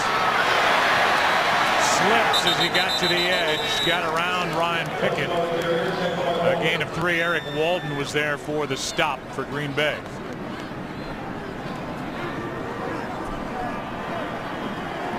Second down and 7. Preston Parker checks in. He's been one of the better 3rd down receivers across the entire NFL, and now in there on 2nd and 7.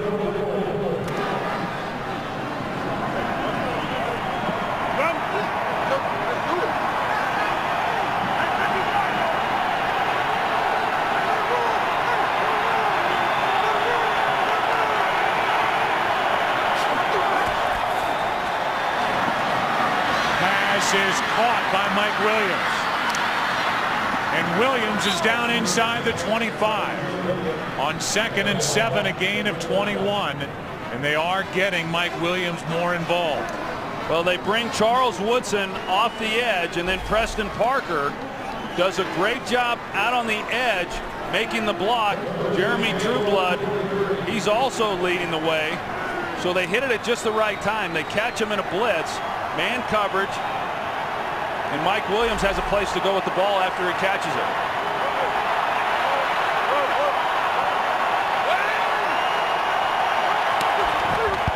It's Blunt. Cutting upfield, and he just comes out of the pile and takes it down to the 11. And he is a big guy, LeGarrette Blount.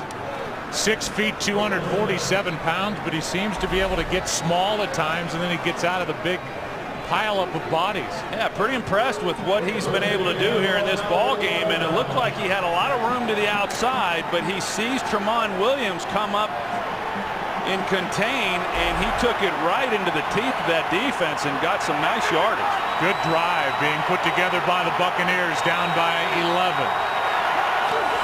At the 11, Williams gets around Tramon Williams, and then eventually brought down by Bishop and Walden, a gain of 4.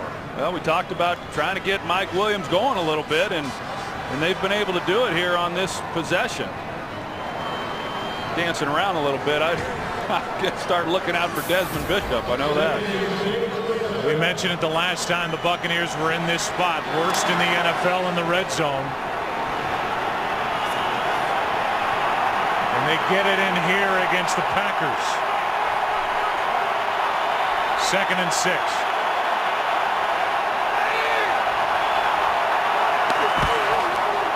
Blount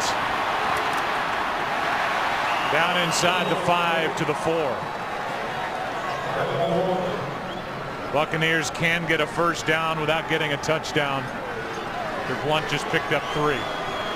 It's a good possession here by this Tampa Bay offense, and let's be honest, this Tampa team, we talked about it coming into the game, they got challenged this week by their head coach Raheem Morris. Went in pads both Wednesday and Thursday.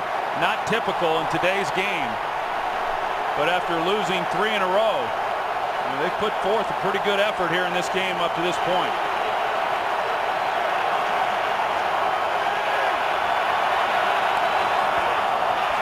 Quick setup and throw. Touchdown and a penalty flag. Winslow for the score, but this may be against Winslow, and it is.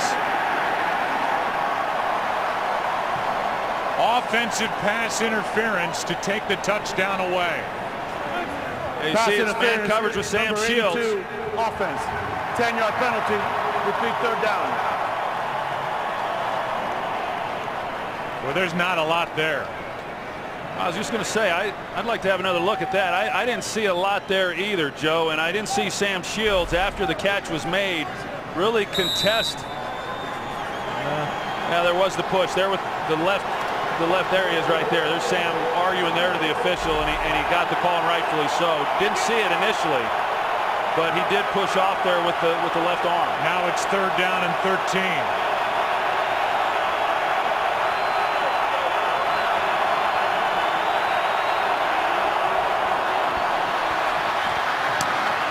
Is complete. That's Ben, but he's just to the 9. It's 4th down, and this Tampa Bay offense stops again in the red zone. Yeah, I mean, it's a good drive because they had to travel a pretty good distance in order to come away with any kind of points, but considering where they were, to not come away with a touchdown is real disappointing. That's been one of the problems for this offense the entire year, is they have failed to capitalize when they've gotten down in that close. Now one official came in and overruled the other. The short completion taken off the board. Either way, it's a field goal attempt, now 32 yards from Barth.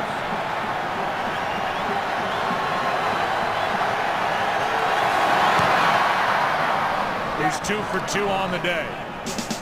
And it's an 8-point game here at Lambeau. Green Bay on top. Green talking to Clay Matthews during the break after that last series and drive by the Bucs. Under 5 to go, 3rd quarter, 8-point game. Kanan will kick it back to Randall Cobb.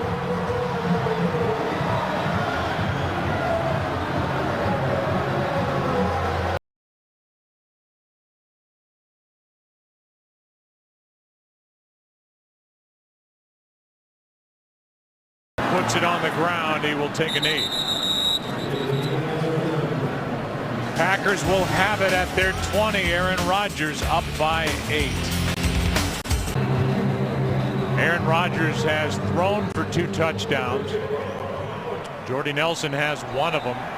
Crabtree the other, and only 24 yards on the ground for Starks. Tampa Bay's done a good job defending the run. They won't have to do it here as the pass is behind Jennings from Rodgers, 2nd and 10. No, I think that's a good point, Joe, because as I said earlier, I mean, this Green Bay team, clearly you don't want to give up the big plays in the passing game, but they run the ball more than most people would think. You know, as far as their ratio of run to pass, it's pretty good. I mean, Mike McCarthy likes a balanced approach. And for a defense that's given up a lot of rushing yards in the last 3 games, over 170 yards, they've done a nice job in this game.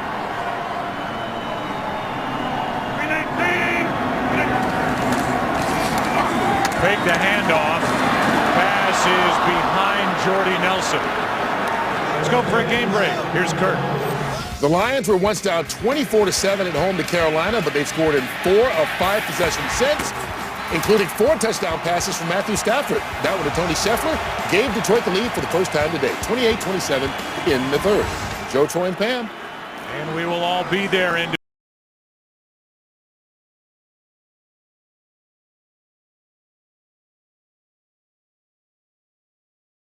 open, and Aaron Rodgers just made a poor throw. You don't see that many times. I mean, obviously he's completing a high percentage of passes. On 3rd down. Pass is caught by Driver. 1st down out across the 35.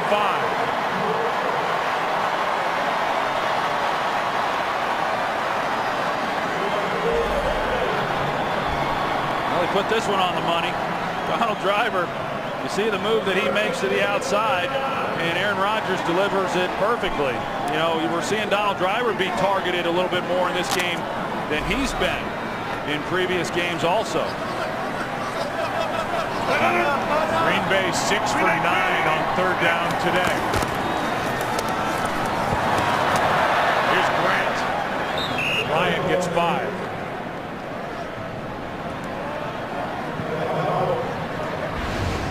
You can get coverage of every NFL game on NFL Mobile. Call ** NFL to get NFL action right now on your phone. 2nd and 5. We saw Donald Driver make that key 1st down reception, and a guy who hasn't had a lot of opportunities this year. I mean, coming into the game, just 18 receptions, but he's still a dependable guy here in his 13th season.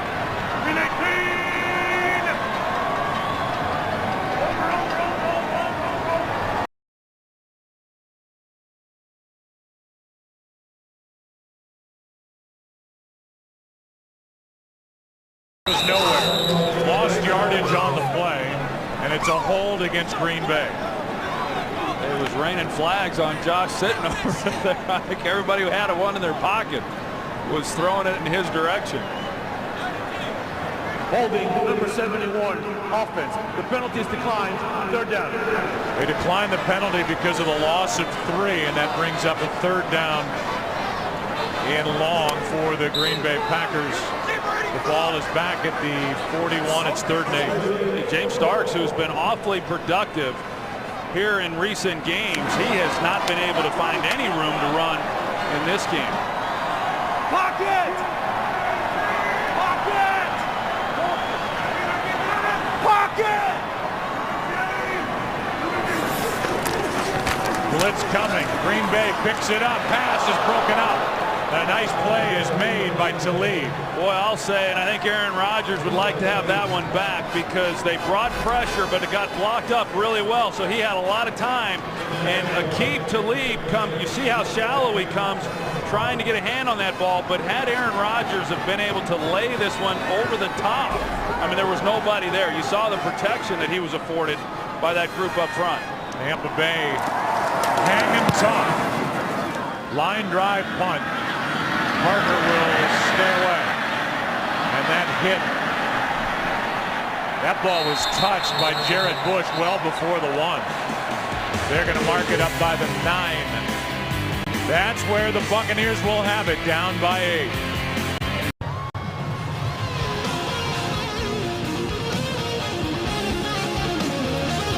You have to go back to 2001, the last time these two teams were in the same division, the NFC Central. They used to play twice a year, kids. way back in 01 and before, from 77 to 01. The first year, 76, Bucs were in the AFC West until they moved to the Central. And Freeman finds a wide open Mike Williams, who's been busy, and a nice completion on first down of 17 yards. Yeah, he really has been busy, and that was a nice route. I know that Josh Freeman said, hey, we've got to find ways to get the ball into his hands, and really couldn't quite explain why it was that he had been so inconsistent throughout this season. But he's done a nice job getting involved in this offense here today. He's got 6 catches, 4 in this third quarter. And it's a first down at the 27. Here's Blunt. Cuts it upfield.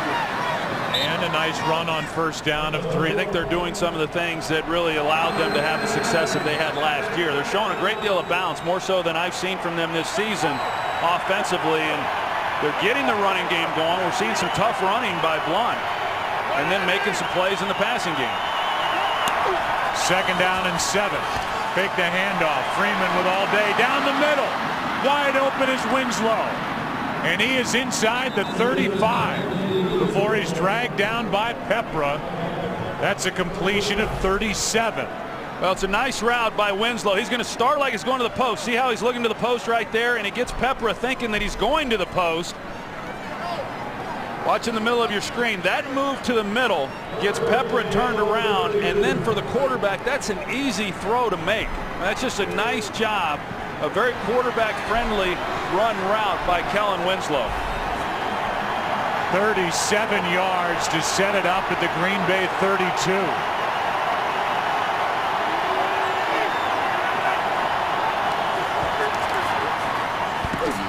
It's Blunt to the 30, a gain of 2, and that should do it for the third quarter here in Lambeau.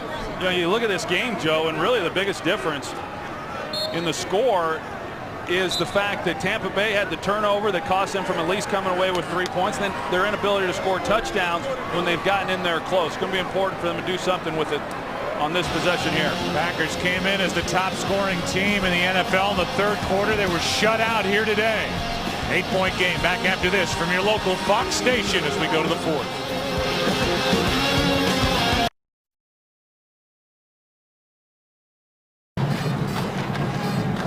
See the last 4 possessions for Tampa Bay. They've actually outgained in total yardage the Packers today. They're down by 8.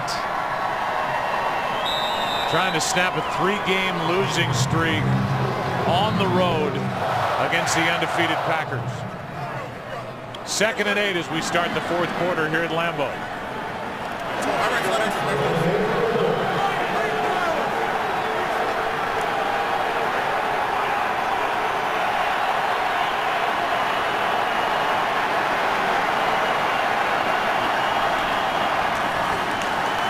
Fake the handoff. Freeman steps up and finds a wide open Winslow. And he's out of bounds at the 15. Pepra made the stop after a gain of 15 yards, and Winslow takes the Buccaneers back into the red zone. He just runs a crossing route. It looked like Pepra fell down on the opposite side of the field as he comes. Yeah, but he fell down as he was trying to change direction and pick Winslow up coming across the formation. Buccaneers are 0 for 2 in the red zone today and scoring touchdowns. They need one.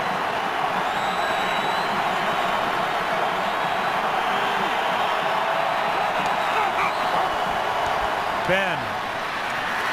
Wide receiver screen, and Aurelius Ben takes it inside the 10. Walden on the stop, a gain of 6. I really like what Greg Olson, the offensive coordinator, is doing in terms of his play selection and mixing it up. We've seen, you know, the balance that he's shown, but also within the passing game, some of the crossing routes, some of the corner routes, and then the quick hitters to the wide receivers like that last play we just saw. 2nd and 4.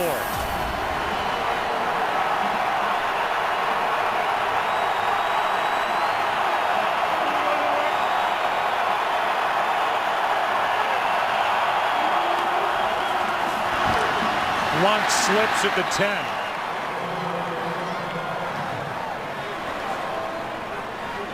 Now it's 3rd down.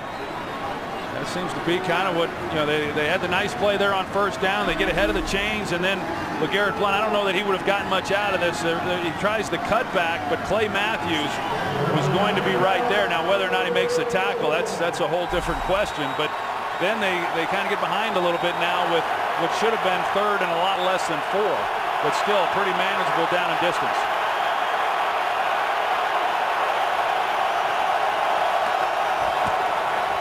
Quick throw, pass caught. Touchdown, Mike Williams. And now we'll see with the Buccaneers within 2. You expect the 2-point try, and that's what we'll get. The Buccaneers have not converted one this season. They've run the fade route enough times to Mike Williams on the outside that you saw Sam Shields. He kind of bounced to the outside expecting that route, which then opened the lane for Williams on the slant route. I agree, Joe. When do you go for 2? When do you look at the chart? I think anytime before the 4th quarter, it's too early. I like the fact that Raheem Morris obviously is going for 2 here. I think it's the right decision rather than settling for a field for an extra point and cutting the lead to just 1. They're 0 for 2 this season. This to tie it.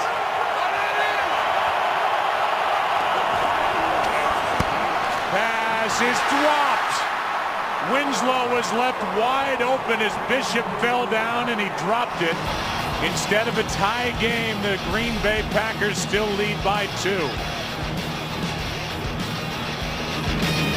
So close to a tie. Well, any Tampa Bay Buccaneer fan has got to be proud of how the Bucs have played today, but also looking at that last chance to tie it after trailing throughout, wide open, and Kellen Winslow just dropped it. I mean, it could have been a better throw, but still, I mean, a ball that Kellen Winslow has to make. Green Bay Packers were shut out in that 3rd quarter. Here's Cobb. And a nice play is made on the edge. That's Preston Parker. We'll go back and take a look at the 2-point play. You're going to see Kellen Winslow, Desmond Bishop, mismatch already. He runs a good route. Bishop falls down. I mean, they couldn't have asked for a better matchup than they had. You see the ball's behind him, and he's trying to slow up, and as he's going full speed forward, not an easy play to make, but one that you'd certainly expect Kellen Winslow to catch. He's caught tougher. Packers with just 52 yards and 2 first downs this half. Lim. 58.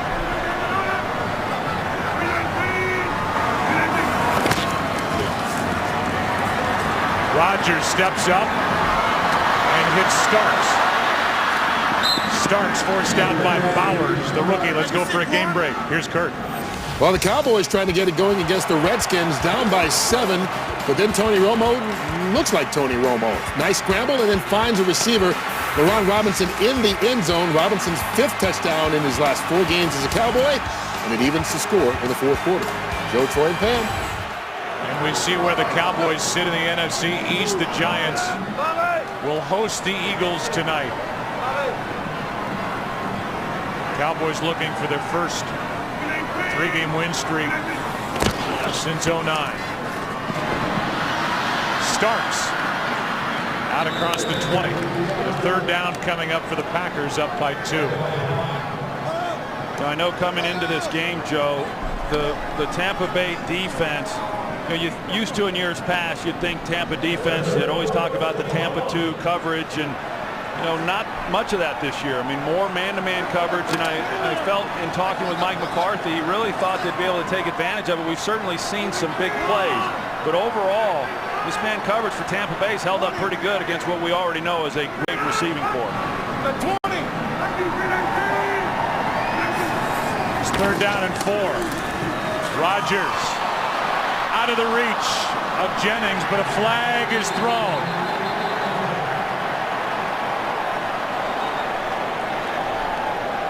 And it's against Tampa Bay. So instead of a 3-and-out, this drive will continue. Number 23, defense, 5-yard penalty, automatic first down. They get Myron Lewis. Well, Myron Lewis is on Jordy Nelson. And he hooked him there and turned him as Jordy Nelson's trying to go underneath on the crossing route. That's what they caught, and that's unfortunate because Aaron Rodgers was never even looking for Jordy Nelson. He was going to Jennings the entire way, and we've seen Aaron Rodgers. I talked about it earlier. The only way really you slow these guys down is he's got to be a little bit off, and he has been in this game. There's been times when his receivers have had a step, and he hasn't completed them like we've seen. He has not beaten Tampa Bay in his time as a starter, in his 4th season doing that, replacing Favre. And a nice catch and run by Starks. 12 yards and a first down. E.J. Biggers is the guy who had the first chance to try to make a play on him. We've seen him have to throw that swing pass now to Starks a few different times in recent dropbacks, and Starks not a huge part of what they do within the passing game, but you make a guy miss and you turn it into a nice game.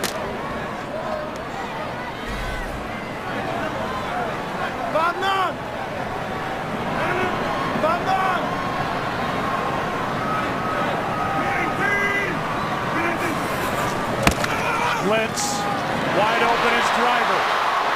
First down near midfield.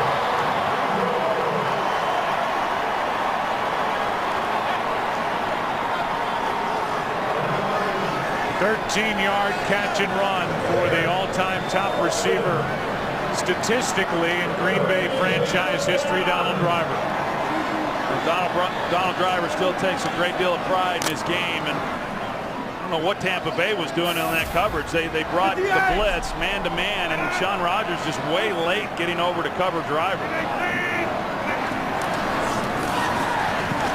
Rodgers down the middle, looking for Jones, and another flag. A lot of contact as Jones was led over toward the sideline.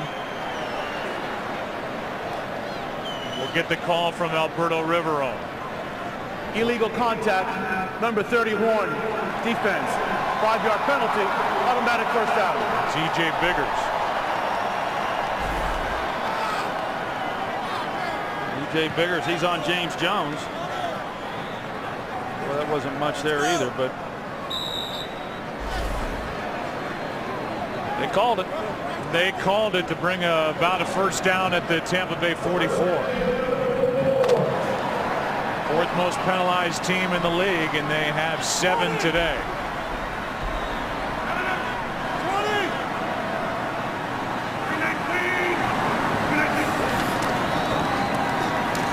Rodgers just flips it flat-footed to Starks, who's got another first down.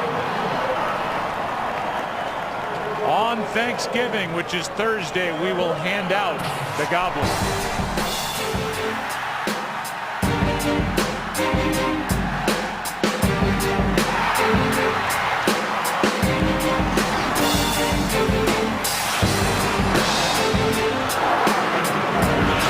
And the matchup between the Green Bay Packers and the Detroit Lions. Ford Fox NFL Sunday pregame show on the air at 11:30 Eastern. Delayed handoff. Starks slipped a bit, but a nice gain on first down to the 27. 6-yard gain.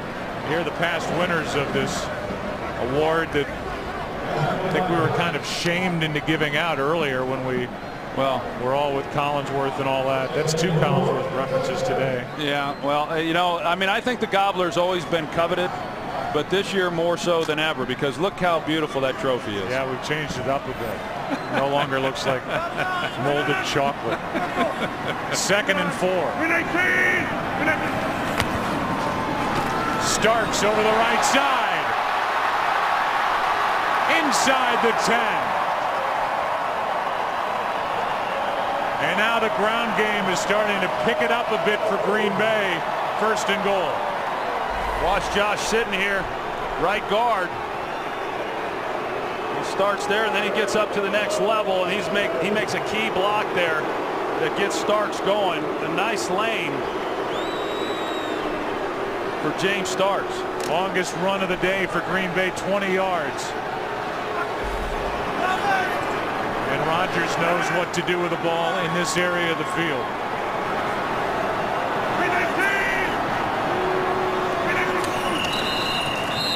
It looked like a false start. False start. Number 71, offense. 5-yard penalty. First down. It's a guy you just circled with, by the way, nice work of your telescope. Yeah. You give it and then you take it away. I mean, that's what Josh Sitton just did. 8 minutes to play. Green Bay trying to get it into the end zone to make it a 2-score game.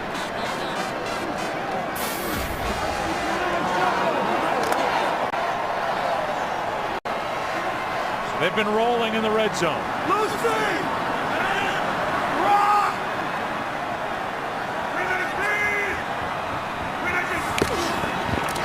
On first down, floating it for the end zone. A lot of contact and a penalty flag as driver was interfered with by Biggers.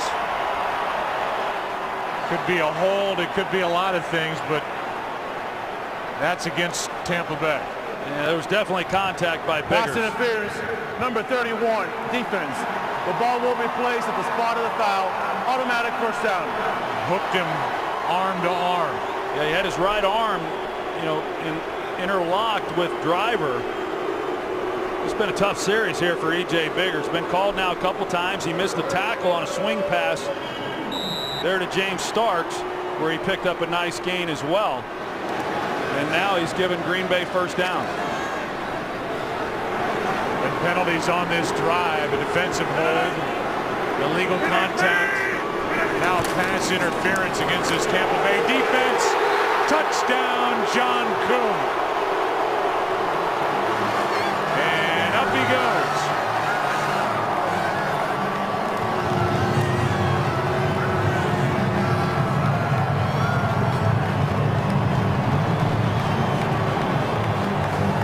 Sometimes I get the feeling Mike McCarthy just tries to figure out who hasn't had a touchdown in a while. And this time it was John Kuhn, and the fullback Belly had a chance there in the hole to make a play, but Adam Hayward was unable to get him to the ground.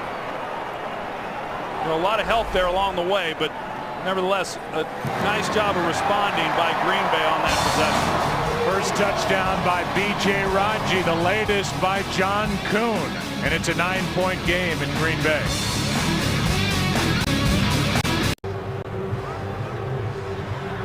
That group, that talented group over there talking about it. Driver helped get him down there, and then John Kuhn has his 3rd touchdown run of the year. 3 defensive penalties on Tampa Bay on that drive. One of them happened on a 3rd down that gave Green Bay a chance. It looked like it could be 3 and out. 9-point game. Strouder from about the 5. Nice little move, and he's out near the 29. 7.5 to go. We'll take a break, come back. Tampa Bay Buccaneers with the ball, down by 9. It is a Lambeau type day weather-wise. Low freezing, not awful, and the Tampa Bay Buccaneers have come here and given the Green Bay Packers a real battle. They're looking for somebody else in the huddle as Ben comes flying in as the Buccaneers come to the line, down by 9.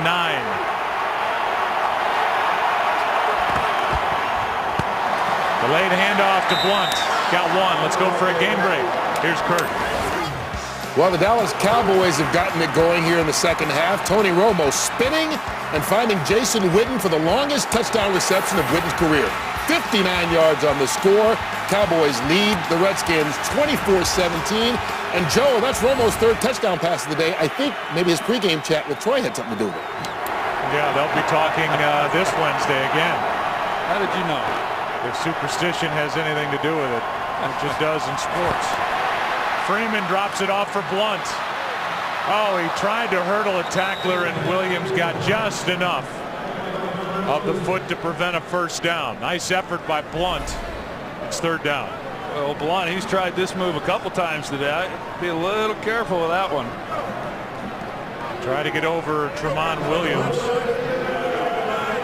That might be the last time we see that move. It's 3rd down and 3.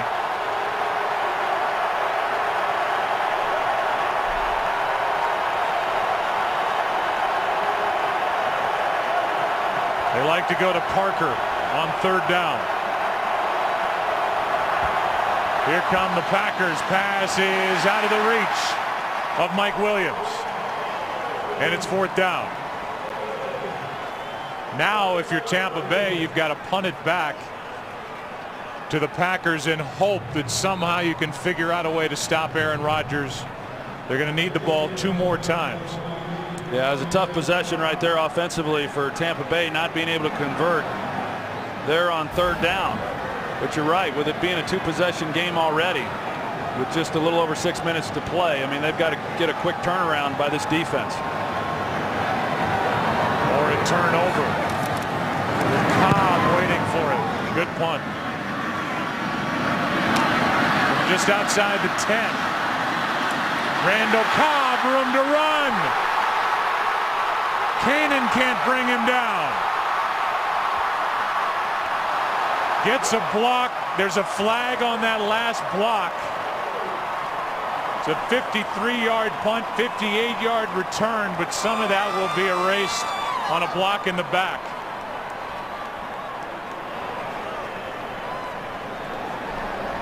What a weapon. Roel Preston was the last Packer. During your return, illegal block in the back, number 89. 10-yard penalty from the spot of the foul. 1st down. They get James Jones. Roel Preston, the last Packer before Cobb this year is a rookie. With a punt return and kick return with a touchdown, he is electric. Pack, the only team that scored 24 or more in every game this season. They are undefeated. They've won 15 straight. They lead by 9 with 5:55 to go.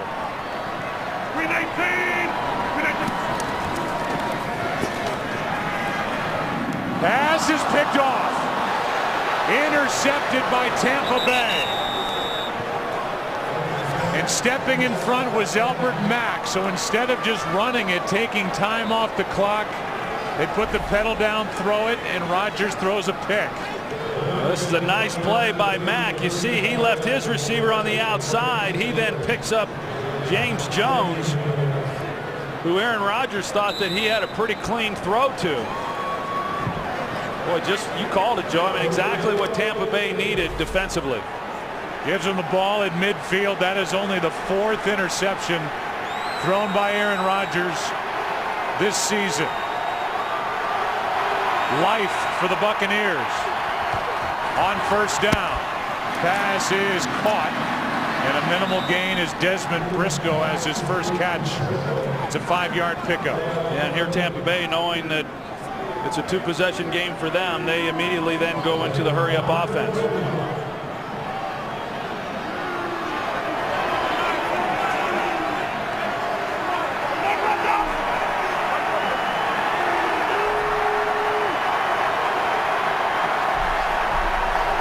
Blitz.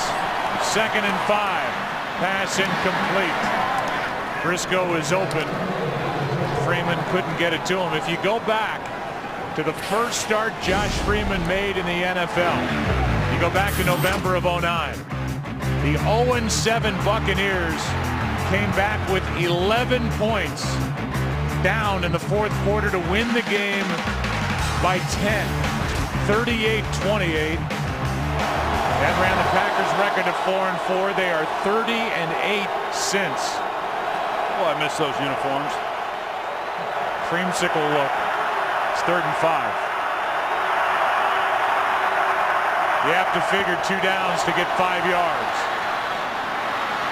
Won't matter. Winslow picks it up to the Green Bay 39, a gain of 6. Burnett on the stop. You know, we've seen that kind of over and over by Tampa Bay there on that crossing route to Winslow, and then once he got it, he really did a nice job of knowing exactly where he had to get to pick up that 1st down.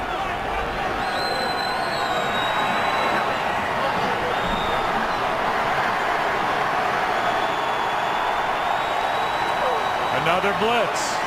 Buccaneers pick it up. Down the sideline, penalty flag and a catch by Aurelius Ben. It is a catch. It sets it up. There's a flag, but it appears to be on Green Bay. Yes, Joe, I think it's going to be on Sam Shields. He sits on the route. He wasn't anticipating Ben going by him. That was a great catch right there by Ben. But he's their deep threat. He's the guy that they really have not been able to get the ball to enough down the field. You see Shields, I mean, he never gets out of his back pedal. Number 37 on the defense. The penalty is declined. First down. You know, typically Shields is not the guy that you're going to run by because of his speed, but he was sitting on the route, and Ben, you see he makes contact then with Shields, makes a nice play on it, but nice job of execution there by the Tampa Bay offense. 37-yard completion down to the 2.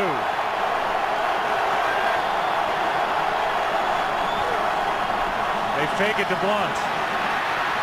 And throw to a wide open Briscoe for the touchdown.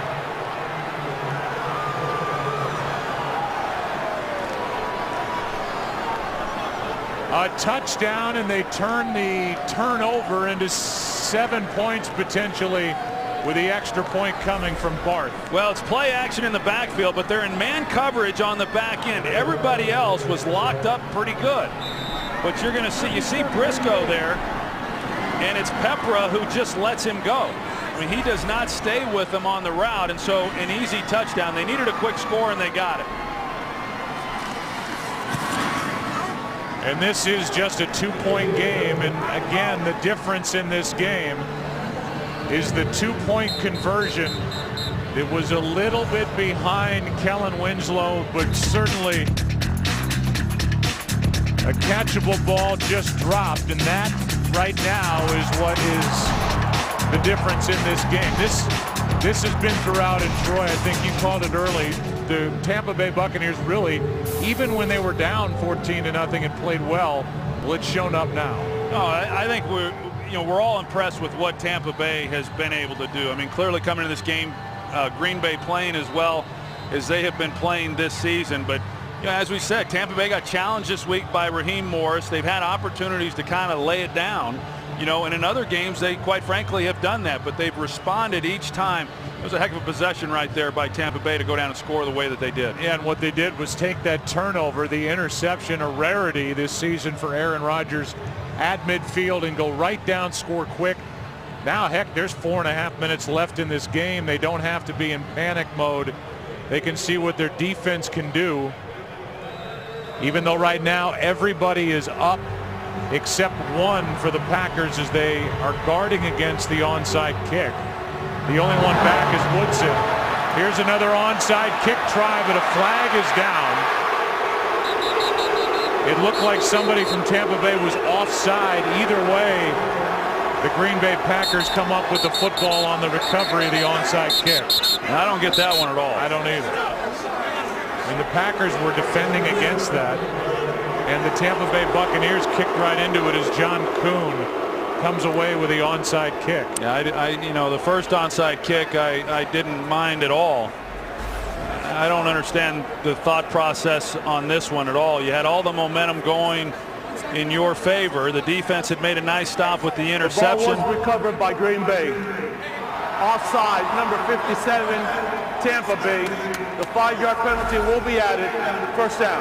4.5 minutes to play. I mean, that's just basically Raheem Morris. You weren't surprising anybody there. I think Raheem Morris just saying there's no way we can stop Green Bay defensively.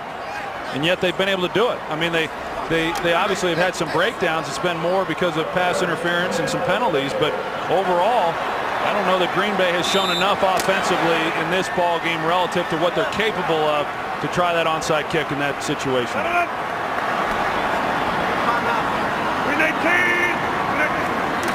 Starting at the 46, it starts. Gets 6. Let's go for a game break. Here's Kurt. Cam Newton leading the charge for Carolina. He threw for a touchdown earlier. This is second rushing touchdown of the game in Detroit. Add on the 2-point conversion to Steve Smith, and the Panthers and Lions are tied at 35, less than 3 minutes left. Detroit driving, trying to get the win at home. Joe, Troy, Pam. All right, Kurt, at home before they host the Thanksgiving game. Here's where they sit in the North at 6-3, tied with the Bears. And they got thumped by Chicago last week. Turned the ball over 6 times in that game. Starks runs into a wall. The ball comes out. And Kuhn ends up with it. Either way, they stop the forward progress at the 40-yard line, and now somebody is down. It is Starks for Green Bay. It'll be third down when they get him up. That ball was tough to see with his knees. It looks like his left knee was probably down, but I think that's where the injury comes in, is after the fact. When the ball comes out, he gets twisted backwards. This is the guy that's really, Troy, taken over the running back position. He was their guy last year during the postseason. From that first Philadelphia postseason game on. And he's really their biggest threat back there. Yeah, you'd hate, you don't want to say, hey, they don't want to lose this guy, James Starks, for the reasons you said. I mean, what he's meant to this team, he's been awfully productive going back to last season. But, of all the teams in the league right now, you'd say who can overcome injury? I mean, this team proved it last year, but well, you get twisted back like that, there's all kinds of things that are going in directions they're not supposed to go. And he's not able to put much weight on his legs as he goes to the sideline. It's third down and 4. Every time there's an injury or something, we see Raheem Morris out there talking to the opposing players.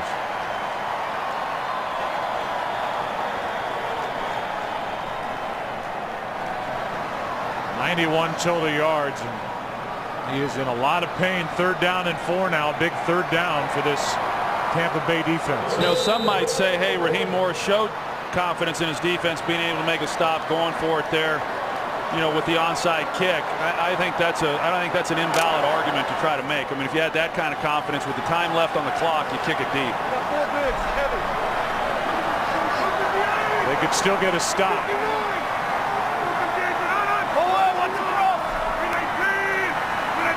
Green Bay outside field goal range at the moment. The pass for Nelson.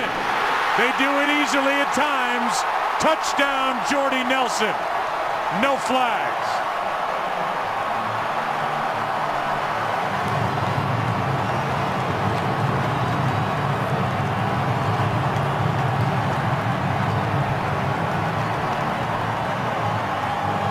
A big third down and 4, and instead of thinking about first down, they think touchdown. And it's 40 yards to Nelson, his second of the day. Well, you go man coverage against these guys enough times, and Tampa Bay has been getting away with it and has been able to make some plays, but you keep up with that against this Packers receiving core, eventually they're going to make you pay, and they just did with Jordy Nelson.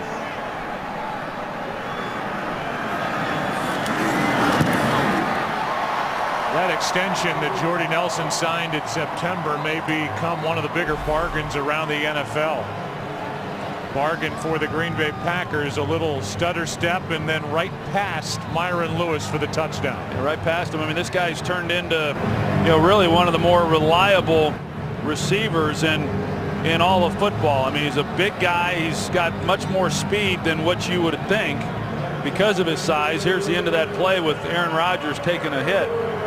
But Jordy Nelson, coming into this game over the last 3 weeks, had been targeted 15 times and had 14 receptions. I mean, that's a great deal of confidence then for Aaron Rodgers when you know that, hey, when I go to him in his direction, he's going to make a play. And he does. We see it each and every week.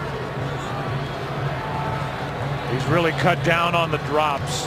Aaron Rodgers has his 7th 300-yard passing day of the season, 21st of his career. Jordy Nelson, who by the way caught passes at Kansas State from Josh Freeman, 6 catches, 123 yards, 2 touchdowns. They targeted Nelson 7 times today. He's made 6 catches. And a pretty good return by Strotter out across the 30. Let's go for another game break. Here's Kurt. While the Lions continue their comeback, Matthew Stafford hooks up with Brandon Pettigrew for the go-ahead touchdown. 42-35, 2.5 minutes left. And get this, Joe and Troy, Matthew Stafford, 5 touchdown passes today to 5 different receivers, none named Calvin Johnson. Coming off of 4 interceptions. 4-interception game is Matthew Stafford, and if they win, that'll set up a fun Thanksgiving in Detroit. But at track meet, they're in Detroit. They better get their rest. They're on a short week. Starting at the 32, 2 timeouts left for the Bucs. Again down by 9. Pass is tipped, picked. Tramon Williams, his second of the day, and that should ice this game as it went off the hands of Winslow and into the arms of Tramon Williams.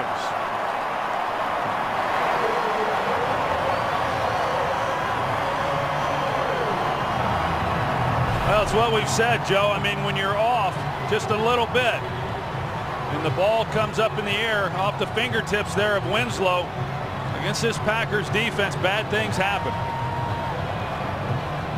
Tramon, a Pro Bowler last year, had a great postseason. And that's his second interception of the day.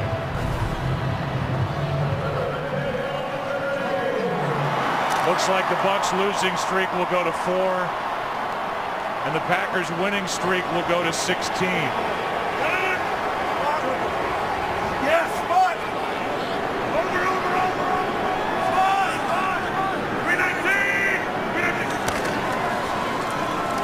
Here's Grant.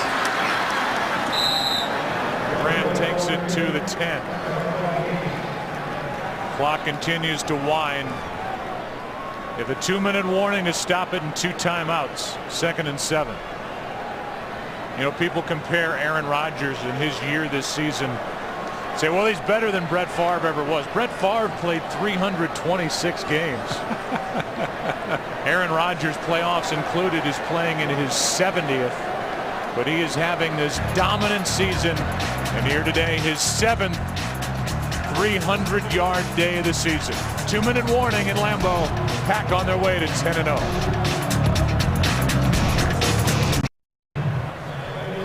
Two minutes left with some wild games going on around the NFL. The Green Bay Packers, when you hold Aaron Rodgers to a quarterback rating of 114.1, that's like keeping him in check.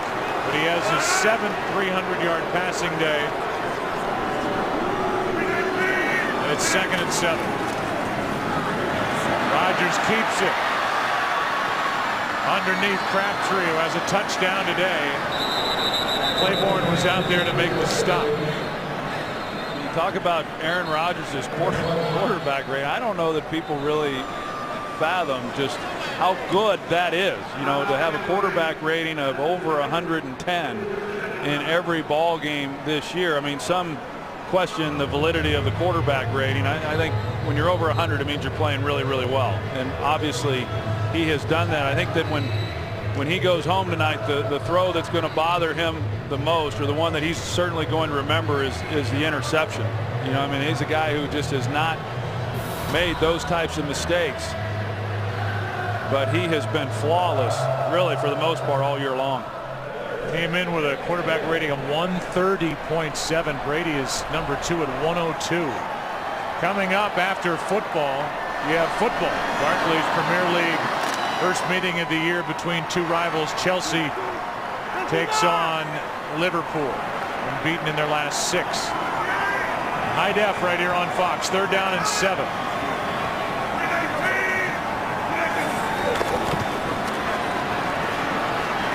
Kuhn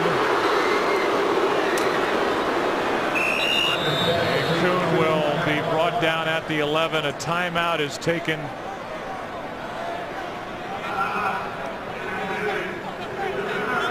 And that loss of 1 yard, by the way, cost Aaron Rodgers a 300-yard day. He's at 299. Well, maybe that'll be the other throw he's mad about. Tampa Bay's now out of timeouts. Here's the remaining schedule, Troy. As you look down the list, I mean, that Giants game in the Meadowlands has to jump out at you. They'll be tested here at home the last 2 games of the season. What do you think of next week at Detroit? Well, I mean, Detroit, if they're able to hold on and win that place is it's going to be a great scene on Thanksgiving. I mean, it's going to be a real test for this. They're all going to be tests. They get harder, you know, certainly as you move down the stretch. I expected to see more out of this defense by Green Bay today than they showed. This one is no good. And his first miss of the year. 29-yard field goal. And it remains a 9-point game with 1:36 left. Let's go for a game break. Here's Kurt. Hey, don't rack up a Cowboy win just yet. Rex Grossman, 14 seconds left in regulation, hooks up with Dante Stallworth, who was cut last week and then re-signed. They tied the game, 24 all, 14 ticks to go in regulation. Joe, Troy, and Pam. So it looks like they're headed to overtime in Landover in a game that if you're the Dallas Cowboys, you're looking for consistency, some kind of a streak. They're trying to win their third straight. Rob Ryan, with all that he talks about that defense, that's a game you can't lose. Well, I think that's a game you say they just throw the records out the window. Yeah, thanks. Captain Cliche as Winslow makes the catch and then shoves A.J. Hawk off of him, a gain of 18. No timeouts left, and it's a 2-score game. You know, prior to, they're going to kill the clock here.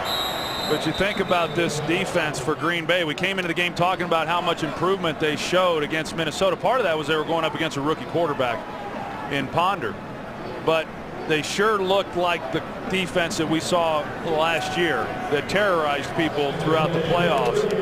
And then playing a Tampa offense that had been struggling. You know, this defense has given up 450 yards and counting in this one. There's Dom Capers, their defensive coordinator.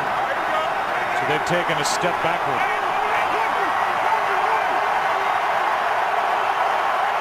It's the loudest the crowd has been all day as Freeman goes down. And around his legs was Woodson. A loss of 5.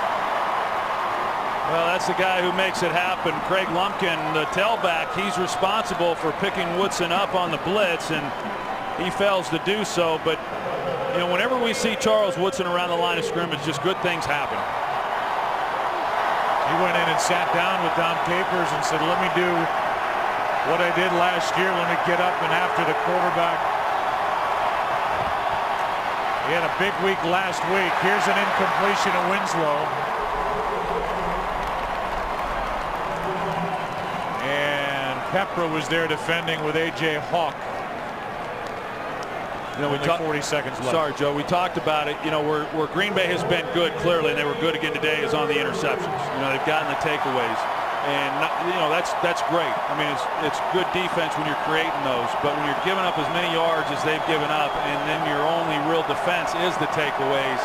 You know, how long can that hold up? It's 4th down for Tampa Bay, their last gasp. 15 yards to go, and it's up to Winslow, and that hurdle didn't work. The hurdle moved. Bishop on the stop, and that'll do it. As the Green Bay Packers now with one more snap will be 10-0 officially.